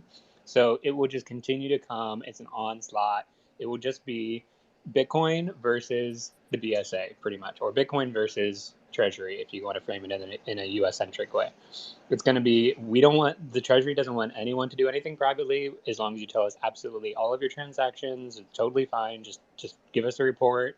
Whenever you do something, if you're a financial institution in any way, just tell us exactly what your customers are doing, no problem. And then it's going to be that versus what actually Bitcoin was intended to do, which is to allow people to conduct their own affairs and do their own business in private, which is a right. Yeah, I don't think they care about rights. I think Aaron pretty much nailed it. Yeah, thankfully it's in our Bill of Rights. But it's going to be a huge fight because they don't like it. Yeah, Thank you for breaking that down. The real fight has not come yet. Aaron completely nailed it. 100% co-signed what he said. the Bayer bill is intentionally vague, and I did notice exactly what Aaron said, that it even says in the bill that just like the Treasury Department gets to say what the definitions of the bill mean. We have Evan Kaludis up on stage. He hasn't spoke. Evan, you have anything to add here? You have any topics you want us to discuss? Nope. I got a topic from the audience that I thought was kind of interesting. Talking about narratives and memes, one thing that Bitcoin Twitter loves saying is Bitcoin fixes this. In terms of the whole situation in Afghanistan right now, how does Bitcoin fix that? Does Bitcoin fix that? Ooh. It prevents us from definitely repeating it. It prevents it also prevents, like, going a little bit farther than that, it prevents, well, we saw some of the issues that fiat money allows within the infrastructure bill that Matt just brought up. These politicians are getting paid, and they're getting paid to essentially reorganize tax dollars to go to wherever their buddies are paying them to also get paid. So, like, I mean, yeah, like, you want to talk about politicians or corporate lobbying for military spending. It basically, Bitcoin removes the capability of America to wage war to maintain her economic, I don't even want to say dominance. Like, America's economy is strictly reliant on a perpetual war, essentially. So, yeah, Bitcoin doesn't necessarily remove war, as like, or remove the capability of funding a war, but it removes the capability of falsely funding a war. You would need a vast majority of your citizenry to be willing to essentially purchase war bonds, like in World War II, to be able to fund anything on a Bitcoin economy. So, like, that's really the kind of the positive thing that we're all hoping for that Bitcoin can do. You know, Mike, the way that they funded that, actually, that's the way that income source deduction started about. It was a one-time war measure where they couldn't print the money yet, so they were just, okay, we're going to capture some of the salary, right, at the source, because if people have to pay their taxes after the fact, they would rebel. So they started source deduction like that, and source deduction was the cleverest way of taking people's money without people sort of really noticing, because it's not out of their bank accounts. Yeah, exactly. And then, like, it gets even more, like, the scenario I kind of detailed sounds still pretty bleak, but it gets much better as you kind of work down the game theory, as far as the likelihood is you're not gonna get the vast majority of a population large enough, like, you can use America, like 350 million people or whatever. You're not going to get the vast majority to agree to a war unless something significant like Pearl Harbor happens. Even then, I think the likelihood is very poor. But then, like, when you kind of game it out as far as using war as a political or economic tactic, with Bitcoin, it becomes much more economic and much more realistic and much more agreeable to come to mutual agreement or terms via trade. Then there's no loss of life, there's no violence, and there's essentially peace. I would hope.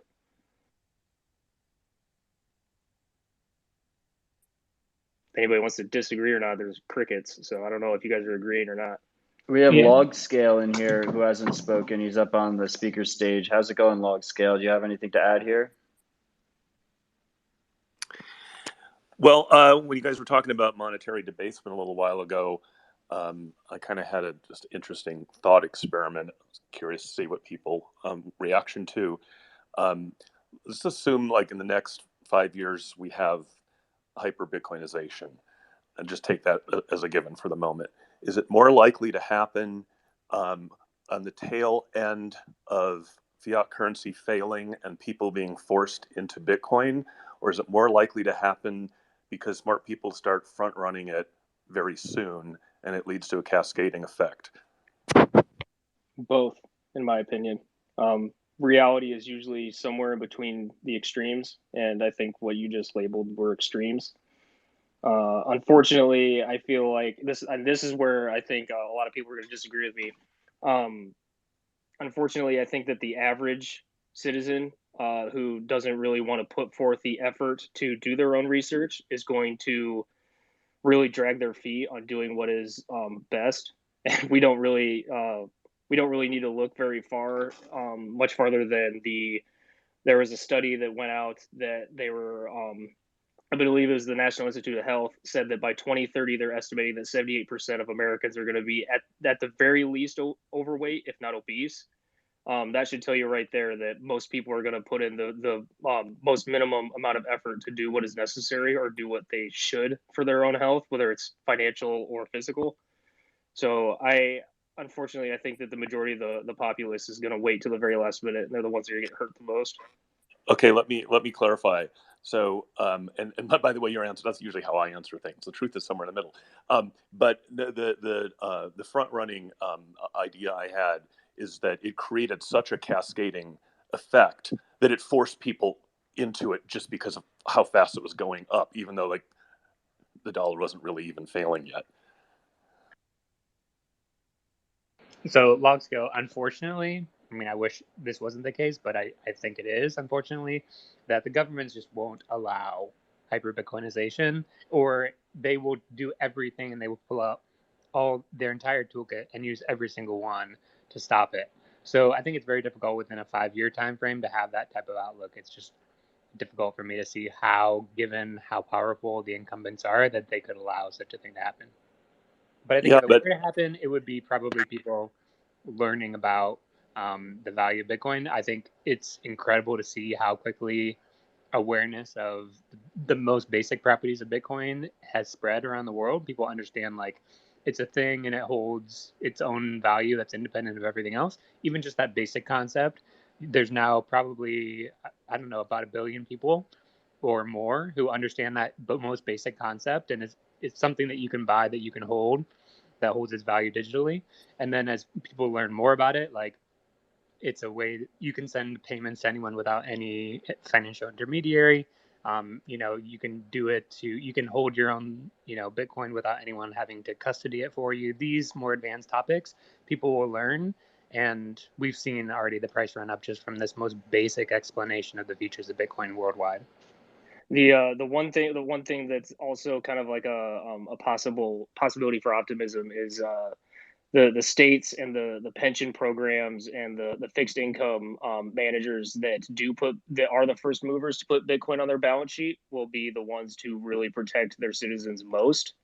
In my opinion, if the United States really wanted to position themselves well, it would be the individual states doing this, taking these measures, and doing it now. But yeah, again, like I agree with Aaron. I don't think that'll happen. I think the federal government will try to. It seems that like every attempt at like federalization really has the wrong incentives and ends up failing, right? Like Canada is also federation, and it's like, they just keep on consolidating powers at the top because that's where the incentives are, right? That's where the money printer is. Well, yeah, so and that's where the responsibility it's hard goes. to They don't want to. They don't want to take the individual responsibility of taking the risk. That's right. I mean, like they don't. It's not even some grand conspiracy. People just don't want to lose elections. It's that simple.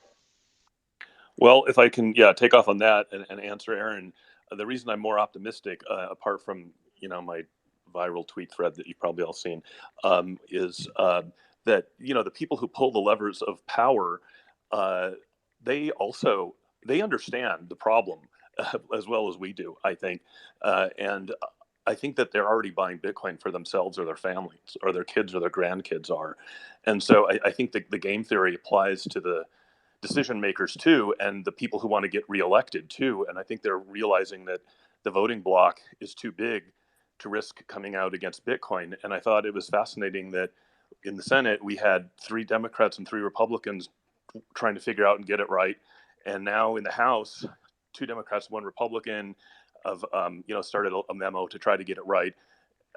It's like you're seeing cooperation across the board. I think in these conversations, the people, right, in between quotes, it like gets absolved too easy, right? Like, I mean, the majority of the population wants free shit, right? They want this. They want the services. They want none of the responsibility, right? This is like over 100 years of a culture of this. So you can't, it's not like the politicians are not some reflection of the people, right? And you know, if the population wants this and they're doing this to get reelected, you know, it's no wonder then the poor and the middle class are the ones who pay for this, because the people who have more money, left or right, both of them have enough means to at least carve out the loopholes that are needed for them to not go through this capture of income.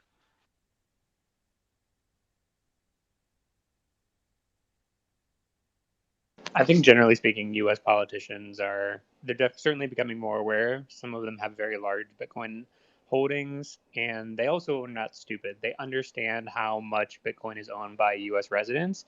Coinbase owns a very large, or I mean, I would say maybe what is it, like 9% of all cryptocurrencies. The Grayscale Bitcoin Trust has 4% of Bitcoin. Altogether, US Bitcoin ownership is probably somewhere around 20-25% of the circulating supply, which is very in line with our GDP dominance in the world. So we have about 20% of whatever. China is next in line regarding Bitcoin ownership. You know, their GDP is half of ours, and they have roughly, you know, maybe a third of our Bitcoin ownership. So it's not going to change the status quo. I think they're pretty aware that, you know, if Bitcoin goes up in price, the U.S. residents will benefit. So it's not a major threat. So as long as the Treasury gets all the visibility and the privacy, you know, killing things that they want, then it's going to be fine, because the U.S. will be wealthy just as much as anyone else if the price goes up. I think if the ownership were lopsided the other way, if we didn't have very much Bitcoin and it was a legitimate threat, like if it was, you know, like NBK was talking about gold ownership and how Russia was able to de-dollarize, or if China had actually succeeded in acquiring an amount of gold that would allow it to get off the dollar standard, that would have been a threat, but it's not the threat at all. I think it's just kind of keeping things pretty much as they are, but it's providing individuals the opportunity. It's not a national security threat, but it's providing individuals the opportunity to learn about what's happening on this geopolitical thing. You know, there's this new asset class called Bitcoin, and it's very much, you know, being managed by the powers that be, but still can operate in this way that allows you your own self-sovereignty. But Aaron, 1 second, BK, let me just jump in. Aaron, I mean, does like that institutional adoption of Bitcoin, or that like known, like you mentioned, Grayscale actually holds their Bitcoin with Coinbase. So, I mean, if you include Coinbase custody, which most of these trackers don't, like Glassnode or whatnot, it's probably closer to around 2 million Bitcoin that they hold. And like, you know, Michael Saylor and MicroStrategy, like they're holding their 100,000 Bitcoin with a regulated custodian, not Coinbase custody, but another one of the big players. There's like 3 big regulated custodians. Like that's not really that known Bitcoin that is disclosed and held in regulated custodians and is easily taxed in any kind of situation and is completely controlled in terms of how it's spent. I feel like we have to be careful about combining that with Bitcoin held by actual sovereign Bitcoiners that use their own node and hold their own keys. Would you agree? No, I totally agree with that. I'm just going on a few snapshots. So Chainalysis actually just recently, they published their newest snapshot, and so like you're saying, it's impossible to know who the people individually are, but they can measure. There were 2 things last summer. They measured how much would they estimate was held by service hosted wallets, which is custodians. And at that time, summer of last year, it was 25% in the United States. 25 of Bitcoin was held by custodians within the United States. Now, of course, those custodians could have international customers, but that was where Chainalysis estimated that the Bitcoin was held at that time. And then last month, they released a report saying that of the payments that are sent on chain, which country could we estimate that those payments are being sent to? So this is called addresses estimated to be controlled by users. And as of the first half of the year, the United States addresses associated with the United States received $450 billion in the first half of the year. Next in line was China at $150 billion. After that was the UK at $130 billion. So United States dominance, if this is a good measure of that, value received by addresses that are known to be associated with the country, is over 3 times that of China. So, but there is another aspect to this, right? You get economic protection because U.S. doesn't want to fuck with something that ruins their stock market. Because you ruin the stock market, nobody gets reelected, right? So when you do have a lot of larger entities starting to hold, and they don't care about privacy whatsoever, right? So you are creating moat between you and the state because they will be a lot more cautious on the actions that they have against your asset if this asset is being held by entities that could cause them problems. Yeah, and also, Matt, I cite them not because I necessarily believe them, and obviously there's a lot of room for their reporting to have holes in it, but they are state sponsored. They're funded by the Department of Homeland Security, and it is the first graph on their report, and they only do like 2 reports a year. So it's like right up the top, number 1 graphic in big green colors is United States has 3 times the amount of Bitcoin as China, pretty much. I mean, in as much words. So that's just going to people in the United States government, supported by the Department of Homeland Security, saying, "Hey, this isn't a big issue." That's the message of the report that I see. Which, whether or not it's true, is important to know when you're thinking about their motivations. They're not thinking about it as a national security risk. They're thinking about it, okay, this is something that is in line with how the world operates. So now we just need to make sure that we, cover the details, taxes, reporting, blah, blah, blah. They're not looking to shut it down.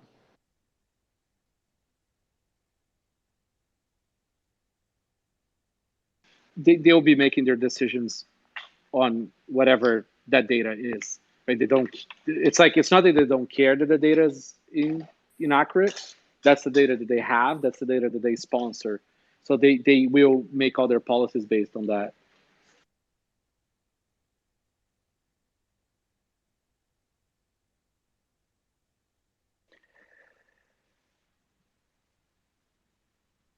So, with all that said, I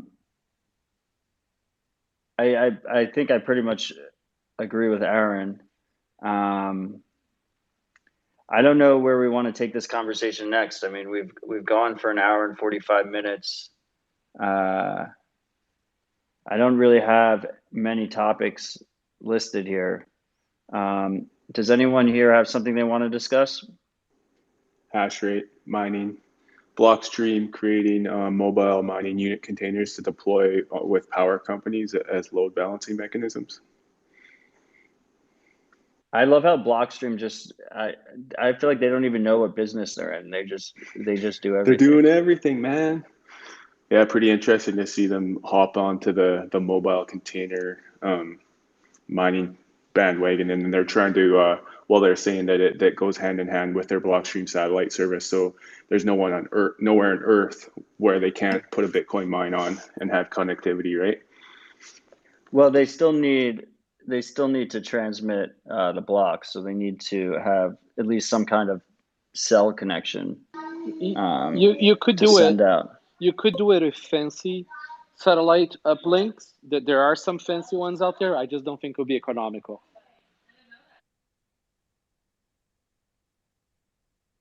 Could you elaborate on the load balancing aspect of that? It's like you're just creating excess and just putting that energy towards mining. Is that what it is? No, so if the Bitcoin miners are the buyer of last resort and even first resort, the narrative is that it actually incentivizes renewable resources to be built out at scale, because the power grid or the company can put a whole bunch of and let's forget about the fact if we think solar and wind is renewable or not, but that's the narrative, is that they can overbuild the renewable to support the grid, and then the Bitcoin miners can use that energy when it's not when it's intermittent, and also subsidize the production of that infrastructure.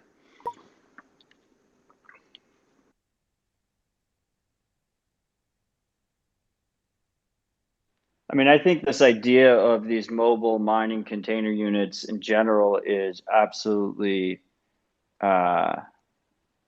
revolutionary.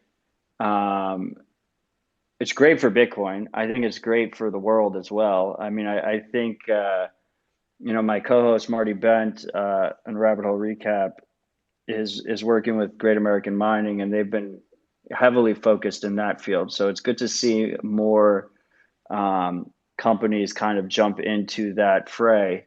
But it's a perfect example of this greater idea that there is a huge subset of this industry, particularly the quote unquote crypto industry, that thinks that proof of work is this issue with Bitcoin that needs to be solved, when in fact, this distributed proof of work is really the one of the greatest parts of the innovation. Like, it is absolutely groundbreaking that you can take energy from anywhere in the world, and with just an internet connection, you can convert that into money. There's no way in my mind that is priced in. Like, even Bitcoiners underestimate that aspect, but especially the greater crypto community. And then normies have no fucking idea it's happening. Yeah, there's no such thing as a stranded asset or a stranded energy resource anywhere in the world anymore. And if you believe, P, give me 1 sec here. If you believe that energy use goes along with human flourishing and the flourishing of civilization, then think about utilizing those stranded assets all over the world, like we do with upstream data, just on stranded natural gas assets that otherwise can't get to market, even though those wells have already been drilled. It's just sitting there. So like Marty likes to say, we bring the market to the molecule, and that gets converted into monetary energy and contributes to human flourishing and civilization. But see, you hit the point right there, right? The ESG crowd doesn't believe in human flourishment, right? Like, they want less people on Earth. They want Earth to go back to, like, I don't know, some period that never existed, right? And this really hits the nail sort of in the head there. We are at odds with the people who are not for human flourishment, because you can't have both, right? Because it's incompatible with the fiat system, right? Like, they think there's no alternative. They think we have to reduce our energy use because it's incompatible with the fiat inflationary system. So hopefully they see that there is an alternative. So that's the really fun part. I'm glad you brought that up, Sovereign. The bringing on this geographically stressed energy sources. This is the article. This is part of the article that I wrote for Bitcoin Magazine. So we talked about how basically it's kind of like a fourth turning event that MVK was discussing, where we're kind of shifting over to a focus on automation and maybe not a decrease in jobs, but just a temporary decrease in availability of employment, and a focus on automation to make things cheaper. When you bring on the fact that Bitcoin is bringing all of this kind of, it's not new, but it's newly discovered energy sources onto the grid, in my mind, it starts to make manufacturing exponentially even cheaper, because we're focusing on automation, and then we also have almost like an excess or a surplus of energy availability to redirect to production and manufacturing. And if this is the case, then the way I see it is that cost of living should, in air quotes, get exponentially cheaper than what it is right now. Not necessarily in dollar terms, but in purchasing power. I wonder what everybody on the panel thinks about that. We just had Max join the speaker table. I met Max through Marty.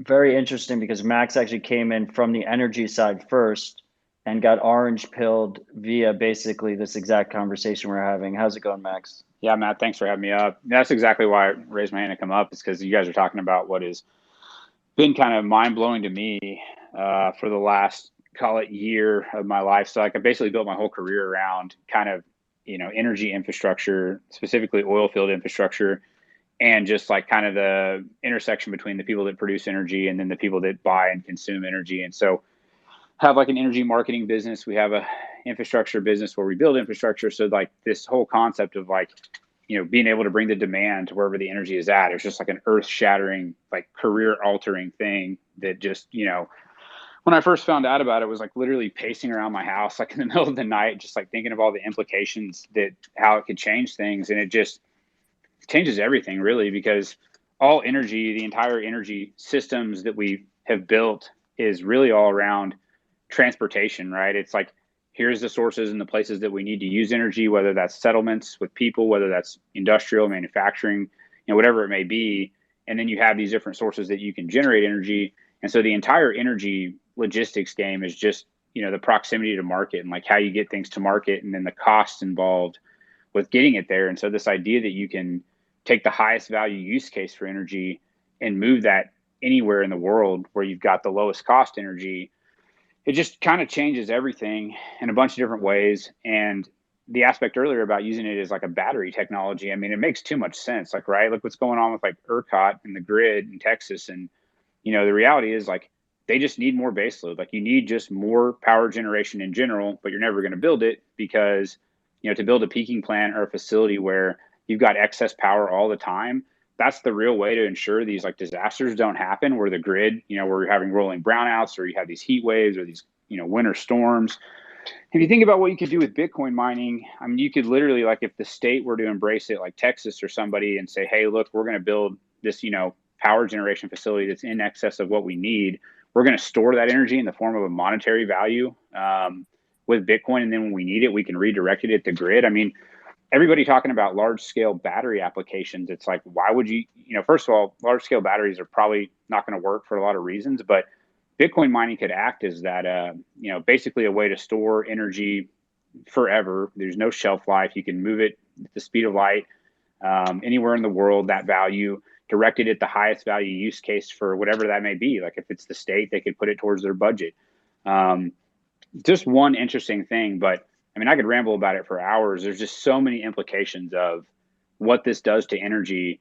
And that's just been the part for me that's been just the most exciting thing. And then I've now gone all the way down the Bitcoin rabbit hole and have learned a bunch about Bitcoin on top of it. But I've come at it from that angle. And again, it's just like, it's the most underrated, in my opinion, and fascinating part of it. But it's probably because I'm biased towards that. Sounds like you're in my camp there. I haven't slept in the last year and a half thinking about all this stuff down the mining rabbit hole there, Max. But yeah, you did a good job of explaining like how Bitcoin as a load balancing mechanism for the grids can really incentivize building out that base load that otherwise wouldn't be built because the miners can pay for that infrastructure, right? So and people are sometimes triggered when we call it a battery, but like you said, it's not a battery to store that electricity. It's really a monetary battery. You should use the term Bitcoin can subsidize energy infrastructure. Like that's right, the key. Right, yeah, right? Subsidize, yeah. Yeah, but in the sense that, like, when you talk about that, the commies understand energy capture. The commies understand subsidization, right? If you're saying that Bitcoin is now subsidizing the electrification of a lot of areas that have issue to begin with, right? This is a big deal now. Now this is a capital investment for the people. It's also carbon capture. If this energy is going to be wasted anyway, then we can monetize it and use it to, have some sort of green subsidy or whatever. And that is also another positive framing. It also has less of a carbon footprint when it gets burned through the mining process. Yeah, that's what I was going to say. Is that one thing we focus on is, if you look at like efficiency, which everybody wants to talk about, the energy transition and all these things going on, and you hear all these big sweeping changes like the move to renewables or to EV or whatever. But I think the reality is, as we progress, we're going to gravitate towards efficiency. I hope. I think if the federal government gets involved, there'll probably be a lack of efficiency. But if logic and innovation prevails, then it'll be a move towards more efficient things. And so, for example, like in the gas markets is what I've focused on a lot, and natural gas. And so, if you're in the field, to get power on the grid, it's very inefficient. I mean, electricity, like what I like to say is that it's convenient, it's not efficient. And what I mean by that is it takes like 60 to 70% of the energy is just lost converting it from, that field that produces gas. You got to move it on pipelines. You lose, there's methane that gets lost. You have to burn fuel, get it to a power plant, then you got to get it on the grid. I mean, estimates show like 60 to 70% of that energy is just wasted completely just to get your Tesla plugged in.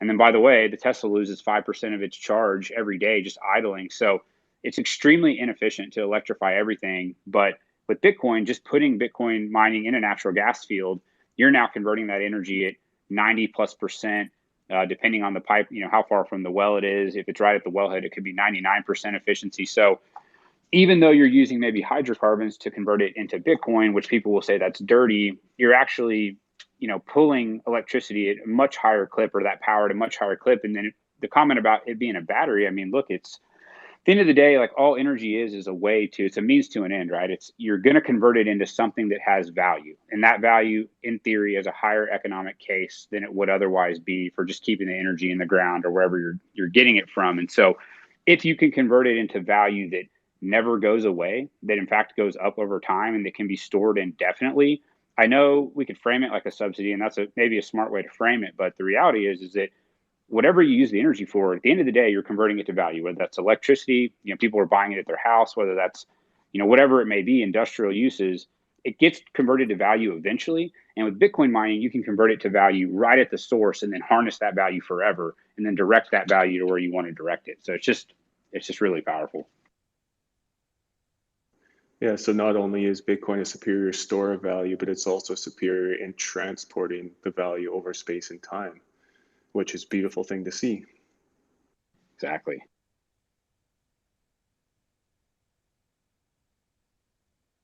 Yeah. Stoic, do you have any thoughts on how China's, or even the individual actors inside of China were able to do this? Do you see that as a, obviously they did that for a while. They were able to at times get up to 65 whatever percent of hash rate. They built a tremendous amount of infrastructure, a ton of these machines, made a ton of money. But now, in my view, it's preparation for the launch of DSAP in the Olympics February. But maybe you have a different view. Do you see that as like a cycle of that a country can go through? They kind of maximize the amount of stranded energy or money that they can extract in the form of basically stealing from their own natural resources, or do you see that it can continue? Oh, there's a lot in there, Aaron. I'm not sure exactly what you're trying to get at for China. Like obviously, I think we agree that China cracked down on Bitcoin mining had less to do with energy use and more to do with, like you say, capital controls and cracking down for the introduction of their digital currency, right? But are you asking do we think that they can get that hash rate back? Like, I don't think it's ever coming back, in my opinion. Okay, yeah, that makes sense. No, I just was wondering how that. It's just I think I agree with you that it's kind of impossible to know because it's China. They don't say any of the things that are real. They don't report, so there's no filings to check. It would be very interesting though to know, and I think you probably would be interested as well. How much of the energy that was produced at these hydroelectric plants or these various other things that were off peak, or basically carbon capture type of activities that they were able to get Bitcoin out, and to have that as a report to say, hey, we can capture. Obviously every miner can act in their own interest and they can make money however they want to make it. But if they had the data to say, hey, we know from a very large scale operation of capturing stranded energy that we can monetize based on this X amount of dollars of an investment, we can capture X amount of dollars as Bitcoin mined, the value of it at today's prices, which would equate to a savings of, Y. That would be interesting data, I think, to have.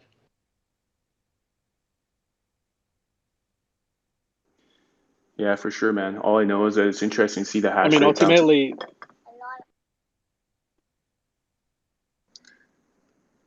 just going to say it's interesting to see how fast the hash rate's bouncing back now up to 120 now, and our next difficulty adjustment's looking like it's going to be at least 15% here. So it's coming back hard right now, whether that's infrastructure coming online in Texas and Wyoming and North America and Alberta up here with us, or what's happening. But it's going to be crazy this time next year, considering how much hash rate's getting deployed with all these public companies as well. Like you see guys like Marathon who are looking to bump up from from 4 exahashes right now to have over 13 exahashes deployed by this time next year. Difficulty in hash rate is going to be pretty crazy by next year, I think. Yeah, I mean, I would add that, I mean, it is unequivocally bullish that we have this hash returning to the network, whether that's new hardware or not. Having floating hash that's unaccounted for is horrible for Bitcoin's security model. So I'm very relieved to see it enter the network. I would push back that, to me, and maybe this is a unpopular opinion on Bitcoin Twitter, to me, seeing companies like Marathon, these large public American companies, try and increase their hash, it becomes an existential threat to Bitcoin. Like, I'd prefer if we don't see large amounts of hash held by like a few publicly traded American companies. So this is the thing, Mehmet. The problem is, like, you know, if we respect the spirit of Bitcoin, which is Bitcoin is your enemy's money, right? It's inevitable that large entities will attempt to do those things. So the question is, how do we handle it? It's not a question of like, they will do it, right? That is the game theory. The game theory is for these entities to seek Bitcoin solutions, mining, holding, whatever it is. So I like that little NVK. How do we handle little that? NVK wants to speak. Are you wrestling with Bigfoot? Is that what I'm hearing? I'm feeding my kids. No, but MVK, I don't disagree. Like, of course, Bitcoin's their enemies, and like, I'm not going to actively try and stop them from acquiring hash. My hope is that right. My hope is that hash gets distributed sufficiently, which it seems to be doing. I just would push back on cheering the idea that it's bullish for Bitcoin if they do gobble the hash. No, so I think it is bullish for Bitcoin because, see, their competitors, that being either other companies, other nation states, whatever reasons they are, right? They will see them accumulating Bitcoin, accumulating hash power, and they'll see that as a threat. And they will try to counter that with their own, let's call it their own Bitcoin power, right? If that's hash rate or accumulation. So like, having an entity that is, we don't know their intentions. It's impossible to know their intentions, but their intentions seem to be just economic, right? If there is an actor trying to get rich on Bitcoin, especially a publicly traded company that's a little bit more clear about things, that's a good thing. That's a least worst entity to start becoming a super economic node, right? So I'd rather have them do it than, say, I don't know, MediaTek, which is essentially a Chinese chip maker that is an arm of the Chinese state, right? So now, maybe because MicroStrategy is accumulating so much Bitcoin, their direct competitors might try to do it, or other indirect competitors that are large companies will try to do the same, either against them or with them. So it's the least of the worst examples, let's say. But do we not think that American corporations, if sufficiently sized, can not be co-opted by U.S. government pressures? Oh, they can all be co-opted. They are all co-opted every day. They all do KYC and AML. So like, they're all captured. Exactly. But they can only be coerced to a certain extent, right? Because if the coercion makes their bottom line go down, shareholders have a problem. If shareholders have a problem, the stock market tanks, right? So there is a fine equilibrium, right, of how much force the government can apply on its stock market.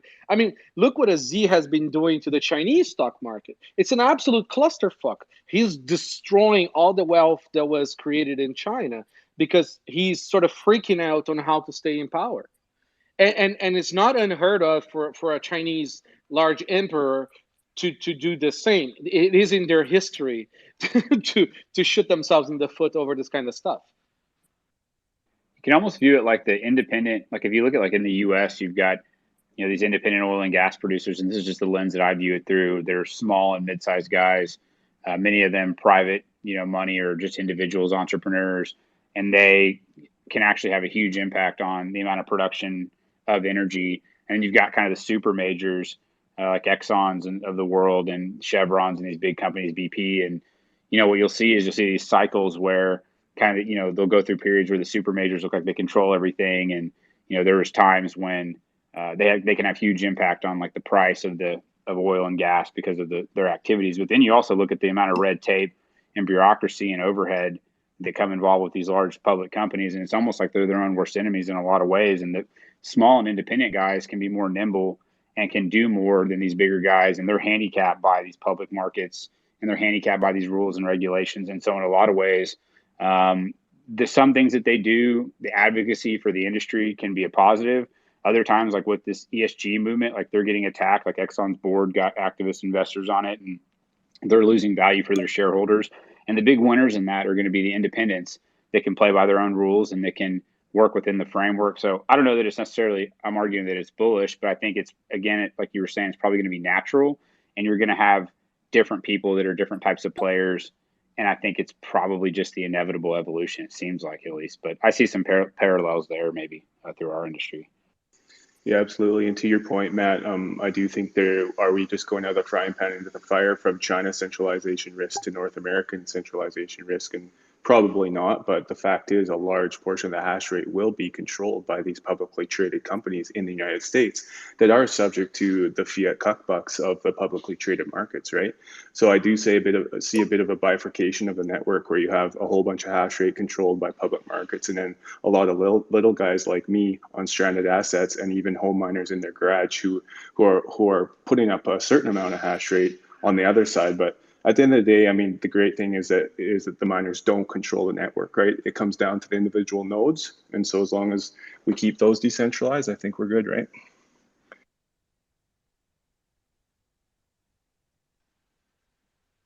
Yeah, I mean, I'm kind of, it's kind of a theoretical argument because I don't expect large amounts of hash. I don't expect, for instance, I mean, if we're going to talk theoretical, I don't expect, for instance, over 50% of hash to be held by large American publicly traded companies. Matt, like I just like to always remind people when we're talking about 50% and hashing, like it takes a lot more than 50% to cause any problems to Bitcoin, and there is also coordination.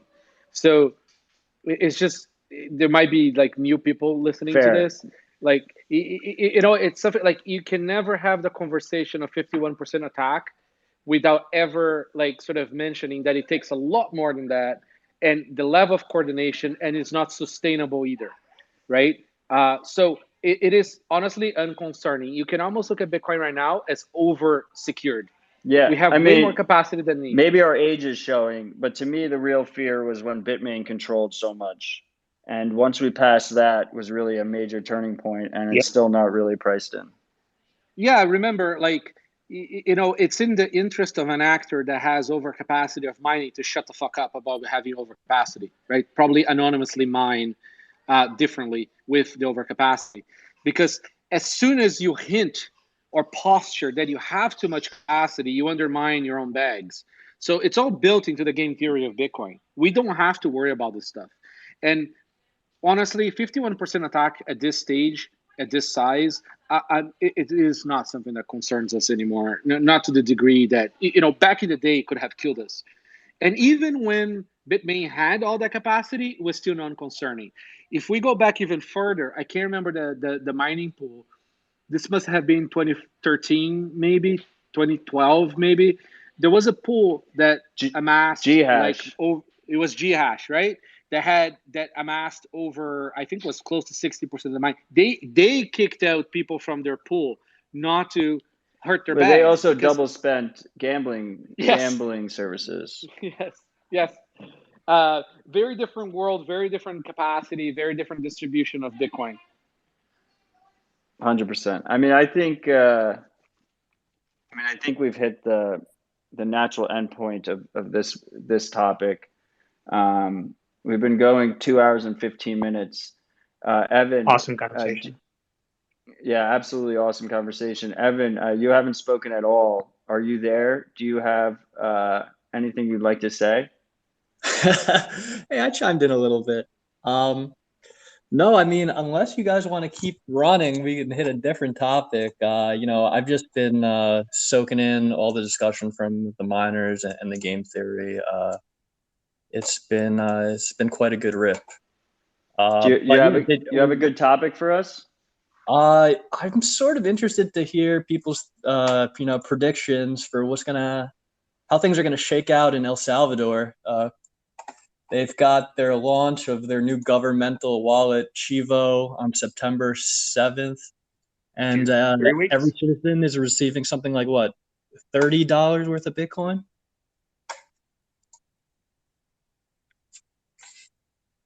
Yeah, Moody's just today threatened to downgrade the sovereign debt if they decide to go forward with it, which they probably will. I mean, what can we say? I mean, it is what it is. This is a $25 billion GDP country that's trying to roll out Bitcoin as a legal tender within 3 months. They have a wallet, which we have no idea how it operates, that's going to somehow allow totally feeless, absolutely zero commission, no spread, settlement between dollars and Bitcoin inexplicably. We have no idea how it's happening. It's just, it's what can we say? It's apparently it's going to happen. We're all going to be amazed and astounded, as far as I can tell.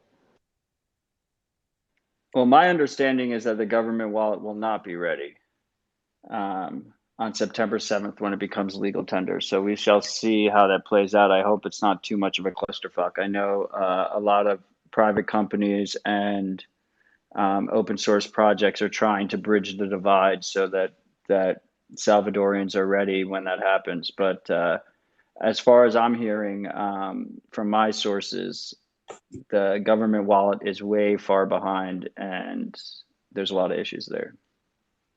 So I would presume the biggest issue there is that liquidity that's swapping over those dollars to sats, and being able to maintain those banking relationships to facilitate that all. Otherwise, I feel like the rest of the wallet shouldn't be so crazy. It's going to be a custodial Lightning wallet, right? The government is going to have their own centralized node. Of course, it's probably going to be subject to all sorts of surveillance and monitoring.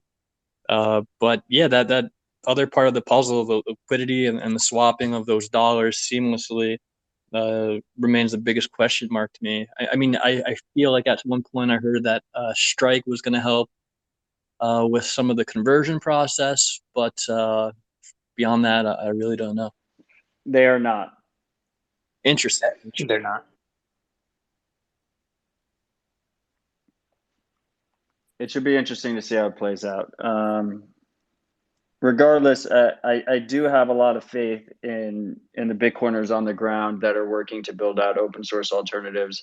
I mean, at the end of the day, it could be a benefit if the government wallet is a bit of a clusterfuck, because ultimately the government wallet is not going to be a sovereign wallet. It's not going to be a privacy focused wallet. If anything, it's going to be the exact opposite.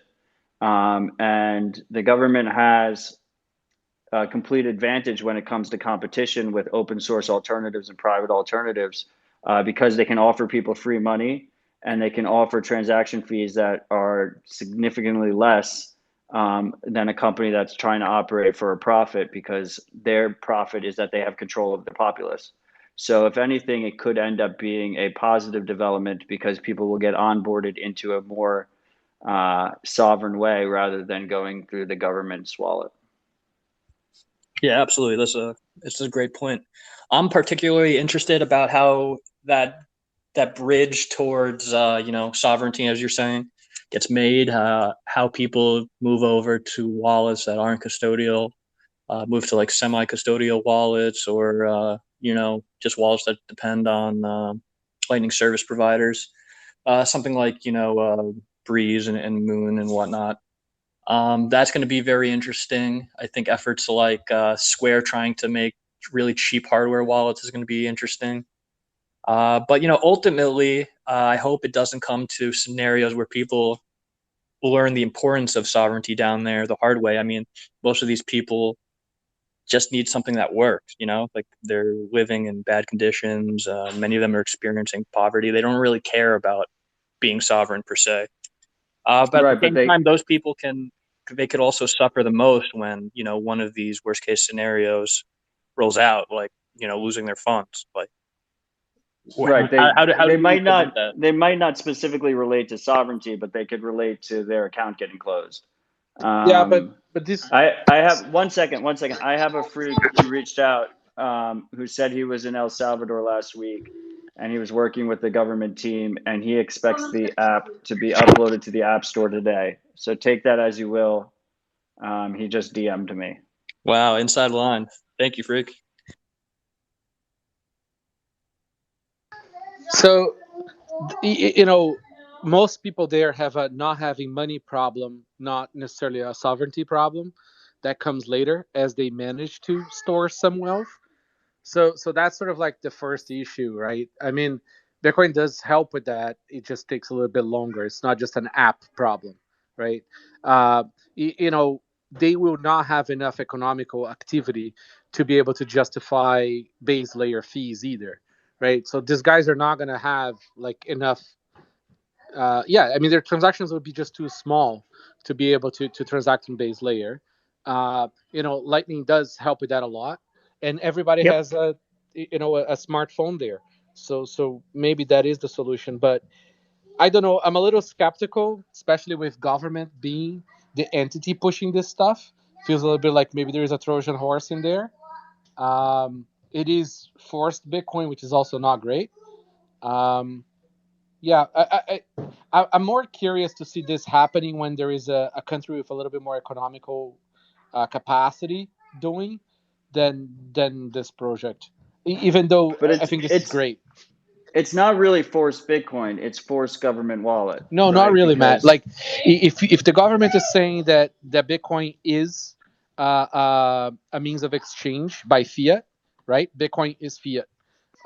no, but they're saying it says in the bill specifically that you're only required to accept Bitcoin if you have the technical means to accept Bitcoin, and they're providing a government wallet that automatically converts it to US dollars, theoretically at no fees. Yeah, So well, they're really what they're doing is they're forcing uses of a government wallet, which is we're going to see become more common. So at least there is a connection to the open that's monetary kind network of that has terrible, Bitcoin attached to it. right? Because now they're forcing everybody to digitize their dollars and be more capturable. It's not just cash.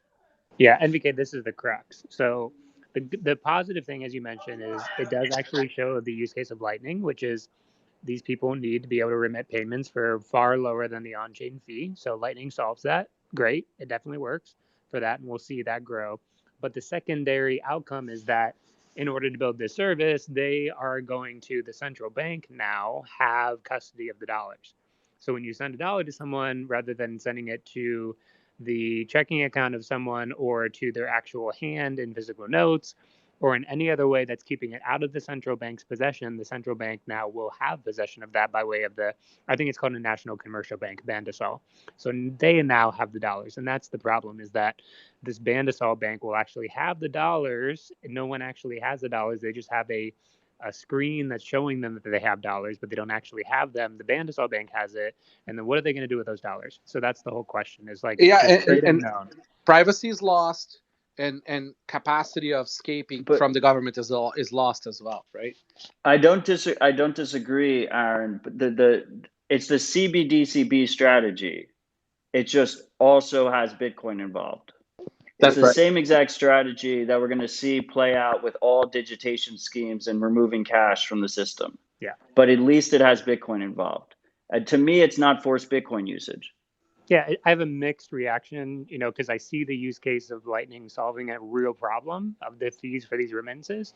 But then I also see the ability for corruption with where are the dollars and what are they doing with the dollars.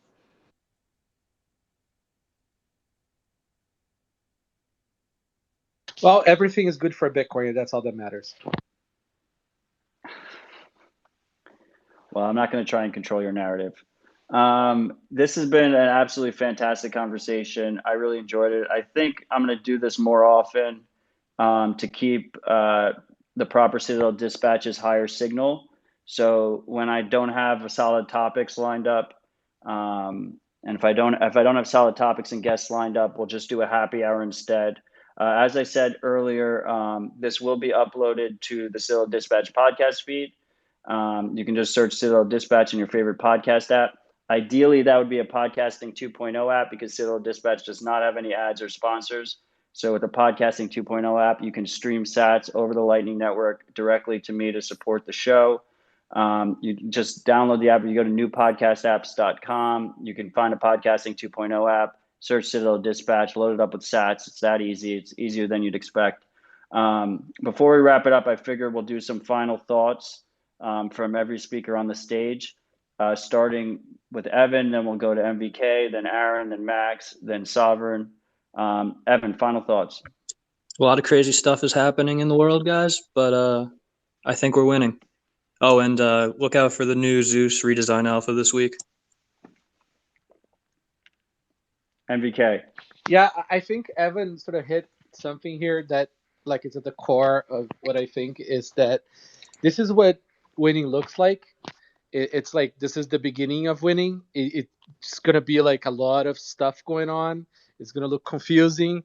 Fiat is collapsing. It's not going to be sort of clear cut.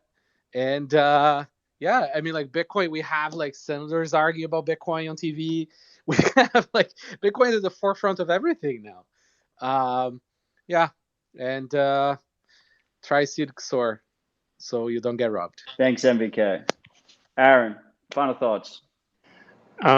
Be mindful of this developing conflict between privacy rights and the Treasury. I think it's going to continue to escalate. It's a battle royale at the highest levels of government. Assert your rights to conduct your own affairs and to keep your own value in the privacy of your own home. It is not negotiable. No one can take it away from us. And if there's ever a need to infringe on our privacy, they need to explain why. We don't need to explain why we need to keep our right to privacy. Thank you, Aaron. Max, final thoughts. Yeah, just first, thanks for having me up. And just want to, every time I do anything related with Bitcoin, the community is always awesome. And I always gain followers and it's great, the engagement. One thing I'll just say real quick is that for me in my industry, it's, the implications that the, Bitcoin mining specifically that can have on our industry is disrupting, and it's extremely disruptive. And the more I think about it and peel back the onion, the more ways I look at everything I thought I knew about energy, and it's changing everything. And so, and the more I think about Bitcoin, I think this is going to happen to other industries as well. And so I believe that in the future, things that we haven't even thought about yet are going to be things that change because of this stuff. And so I'm just excited to be along for the ride now, and really enjoying engaging with the community. So thanks again, guys. Cheers, Max. Thank you. Sovereign, final thoughts. Like MVK is saying, things are crazy out there, but TikTok, next block, Bitcoin doesn't care, keeps turning over, and everything is good for Bitcoin. So in this fourth turning transition, boys, if you're looking to become self-sovereign at this intersection between monetary purity and the need for privacy, highly consider mining in your own home or putting up a decentralized distributed mining site on a stranded asset where there is the possibility of sats going directly to your private wallet. So like Matt says, stay humble, stack sats, and have a good one. Thank you, Sovereign. If you are interested in getting into Bitcoin mining at home, I would remind you that you could go to citadeldispatch.com/CD31. The 31st episode of Citadel Dispatch was all focused on getting started with Bitcoin mining. I want to thank all the speakers for joining us. I want to thank the audience for joining us. I want to thank all the freaks who support the show. And a reminder, if I didn't screw something up, the recording of this will be available on the Citadel Dispatch feed for you to go back and check it out later. Thanks, guys. Cheers.